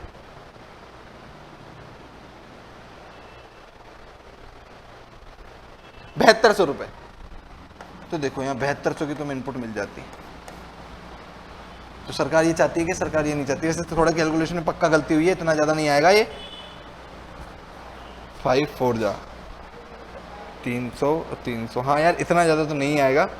300 टू 10 3,000, क्या गलती हो गई मेरे से? 1 2 3 4 क्वार्टर, हाँ जो भी गलती है निकाल लो, इतना ज़्यादा नहीं आएगा, तुम करके देख लेना। ठीक, क्वार्टर वाइज कितना मिलता है और नहीं मिलता। तो यहाँ पे क्वार्टर वाइज इसलिए निकाला क्योंकि इस बार सरकार को छीननी है ना। तो अगर क्वार्टर वाइज दे देते तो ज़्यादा चली जाती, इसलिए मंथ वाइज ही दी। ये हो गया आपका 18 का 4। खुशखबरी 18 का 5 आपका काम का नहीं है, बच रहा है 18 का 6। 18 का 6 क्या कहता है कि अगर पहले तो अपने साथ थी, अब नहीं है। अगर पहले आप कोई चीज़ बिजनेस में यूज़ कर रहे थे और आपने बीच में उसको क्या कर दी? डिस्कार्ड कर दी, तो आईटीसी का भी रिवर्सल करना पड़ेगा। यहाँ पे आगे रिवर्सल करना पड़ेगा क्या? हाँ सर बच्चों यही तो बोल रहे हैं, यही तो सारी बात है, रिवर्सल करना पड़ेगा। तो 18,000 रुपए की जो आपने पहले दिन ये सोच के लिखी थी इनपुट कि ये लाइफ भर हम इसको यूज़ करेंगे, पर आपने बीच में डिस्कार्ड कर दी। तो बीच में डिस्कार्ड कर दी, बेच दी या फिर रद्दी में फेंक दी एकदम ही, या घर ले गए या जला दी। तो यहाँ पे जो भी एक्टिविटी आपने करी, यहाँ पे आपको करना पड़ेगा रिवर्सल। रिवर्सल कितना का करेंगे? तो 18,000 रुपये, 18 का 6 खोल लो, खत्म खत्म खत्म, बस ये लास्ट मेन सेक्शन है, इसके बाद कुछ नहीं। तो 18,000 रुपये का आप क्या करोगे, रिवर्सल करने बैठोगे, वही मंथ वाइज कर लोगे। ठीक, तो मंथ वाइज मान लो आपने वही रिवर्सल करके 3,000 रुपये का आया यहाँ पे, और 18,000 सर 36,000 मान लो इसको, क्योंकि पिछले एग्जाम्पल में 36,000 लिया था, तो 36,000 में 3,000 यहाँ आया, 33,000 आया, वही पुराना एक वाला एग्जाम्पल जो की हूँ। ठीक, 10 महीने बाकी 50 महीने। ठीक है, मैं करके देखता हूँ, मेरे को क्या लग रहा है, गड़बड़ लग रही है मेरी कैलकुलेशन में। डिवाइड बाय 60 इंटू 10, ये 3,000 नहीं आएगा यार, वो 7200 सही था, ये गलत है। 36,000 डिवाइडेड बाय 60 इंटू 10, ये लो 6,000 आ गया ना, वो 7200 सही था, वो 3,000 गलत था, 6,000 रुपये। ठीक, तो 6,000 रुपये की आपको क्या मिल जाएगी, इनपुट मिल जाएगी, है ना, और बाकी आपके 30,000 रुपये की आपका रिवर्सल कर दोगे। हाँ सर, बात ठीक है, डन। यही कहता है क्या सर? हाँ यही कहता है, पर सरकार का आपको 86 में क्या कहती है, चाहे मंथ वाइज कर दो रिवर्सल, चाहे क्वार्टर वाइज, यहाँ ऑप्शन दे दिए। सरकार थोड़ी सी लीनियंट हो गई 18 में कि चाहे मंथ वाइज कर दो, चाहे क्वार्टर वाइज कर दो। ठीक है, क्वार्टर वाइज करोगे तो अमाउंट 7200 आ जाएगा, और रिवर्सल का अमाउंट थोड़ा और कम आएगा, है ना, 7200। रिवर्सल का अमाउंट कुछ 36,000 में से 7200 चलाएंगे तो जाएंगे, एक 6,000 गए तो 30,000, 1,000 गया तो 29,000, और 200 गए तो 28,800 रुपये, फिर ये 28,800 हो जाएगा। तो सर बेहतर है ना हम 28,800 वाला करें, रिवर्सल कम करें? हाँ बेहतर है, ये करना। ठीक है ना, ऑप्शन है तुम्हारे हाथ में, ये करना। और सर और भी कुछ कहता है क्या सेक्शन 18(6)? हाँ और भी कुछ कहता है। सरकार कहती है अगर तुमने यहाँ पे आके कोई मशीन बेची है, बेच ली, मान लो तुमने कितने में, वो मेरे एग्जाम्पल में 70,000 रुपये में बेच दी, तो फिर हम क्या करेंगे, रिवर्सल का अमाउंट तो रखेंगे ही रखेंगे, जो कि है 30,000। मान लो तुमने मंथ वाला यूज किया है तो 30,000, तो मंथ वाला रिवर्सल का तो यूज करेंगे, इस पर 18% जीएसटी और निकाल लेंगे। 18% की अगर रेट है तो 17,000 का 18% कितना होगा, रीजन नहीं बता पाऊंगा क्यों सर। 70,000 रुपये का 18% कितना होगा, इंटू 0.18, 12,600। फिर हम दोनों में हायर देखेंगे, 12,600 और 30,000, विच एवरेज हायर, तो 30,000, तो 30,000 का रिवर्सल करेंगे। अगर ये गलती से 21,600 आ जाता, नहीं 35,000 आ जाता, तो फिर हम कितने का करते रिवर्सल, 35,000 का करते, पर अभी 12,600 आया तो 12,600 का 30,000 का रिवर्सल करेंगे, विच एवरेज हायर का रिवर्सल करेंगे। अगर आपने जो अमाउंट में बेची है ना, उस अमाउंट का जो रेट लग रही है उतनी रेट का निकाल लेंगे, फिर ये अमाउंट और reversal amount which average higher का रिवर्सल करेंगे। ठीक है, हाँ सर ठीक है। रीजन बता दो सर। अरे काश बच्चों मैं तुम्हें रीजन बता सकता, मेरे खुद के हाथ ऐसे मचल रहे हैं, काश मैं तुम्हें रीजन बता सकता, पर रीजन में बता सकता कब, जब मेरे को तुम अलग से 15-20 मिनट देते। ठीक, पर रिवीजन क्लास में मेरे पास इतना टाइम नहीं है, तो सॉरी फॉर दैट। ठीक, मेरे को खुद को बहुत गंदा लगता है जब मैं कोई भी लॉजिक स्किप करता हूँ। ठीक, तो पर कुछ मजबूरी आप मेरी समझो कि मैं रिवीजन क्लास में लॉजिक्स को साथ डील नहीं कर पाऊंगा। कल की क्लास में आप मेरी रेगुलर क्लास देख लेना ना, जिस बच्चे का टाइम है रेगुलर क्लास देख लेना। ठीक है, जिस क्लास में मैंने 18(6) निकाला हुआ है उस क्लास में, इस रेगुलर क्लास में देख लेना, आपको लॉजिक समझ में आ जाएगा कि सरकार ने ये अलग से ऑप्शन क्यों डाला है, क्योंकि वैल्यू एडिशन है कुछ। ठीक है ना, अब वो नहीं बता पाऊंगा, अभी वैल्यू एडिशन नहीं हुआ। अगर ये 170 में बिक जाती तो वैल्यू एडिशन हो जाता, चीज लाए सस्ती बेच दी महंगी में, तो जब एक्स्ट्रा अमाउंट में बेच देते हैं उस पर तो जीएसटी लगता है। सर आप तो बता रहे हो धीरे धीरे। हाँ सर नहीं बता पाऊंगा। सेक्शन 19 क्या कर रहा हूं मैं, स्किप कर रहा हूं, जॉब वर्कर स्किप कर रहा हूं। क्यों स्किप कर रहे हो सर, इतना इंपॉर्टेंट नहीं है। सेक्शन 20 इनपुट सर्विस डिस्ट्रीब्यूटर, आज का लास्ट सेक्शन, और खत्म कहानी खत्म। आईएसडी कॉन्सेप्ट ये कहता है कि सपोज करो, फटाफट से एग्जांपल से मेरी बात सुनो। आईएसडी कॉन्सेप्ट क्या कहता है कि सपोज कर लो एक मेरी मुंबई में फैक्ट्री है, एडमिनिस्ट्रेशन ऑफिस है, सारा काम धाम एडमिनिस्ट्रेशन का कहां से संभालता हूं, मुंबई से संभालता हूं, और फैक्ट्रीज के आउटलेट मेरे जगह जगह हैं। हर इंडस्ट्री पंजाब में लुधियाना में है, यूपी में है, आपके नीचे पुणे में है, और नीचे केरला में है। यहां 4 जगह मेरी फैक्ट्री है। हेड ऑफिस है मुंबई में, फैक्ट्री है लुधियाना में जो कि पंजाब में है, यूपी में,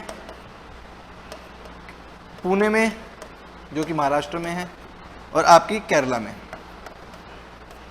4 जगह मेरी फैक्ट्री है। यहाँ की फैक्ट्री की प्लांट एंड मशीनरी खराब हो गई, मैंने मैकेनिकल इंजीनियर को ऑफिस में बुलाया और बोला ठीक करके आएगा क्या, बोला ठीक करके आऊँगा। ठीक, बोला ठीक करके आ जा। तो वो ठीक करने गया केरला की मशीन, ठीक करके आ गया, पैसे मांगने मेरे पास आ गया।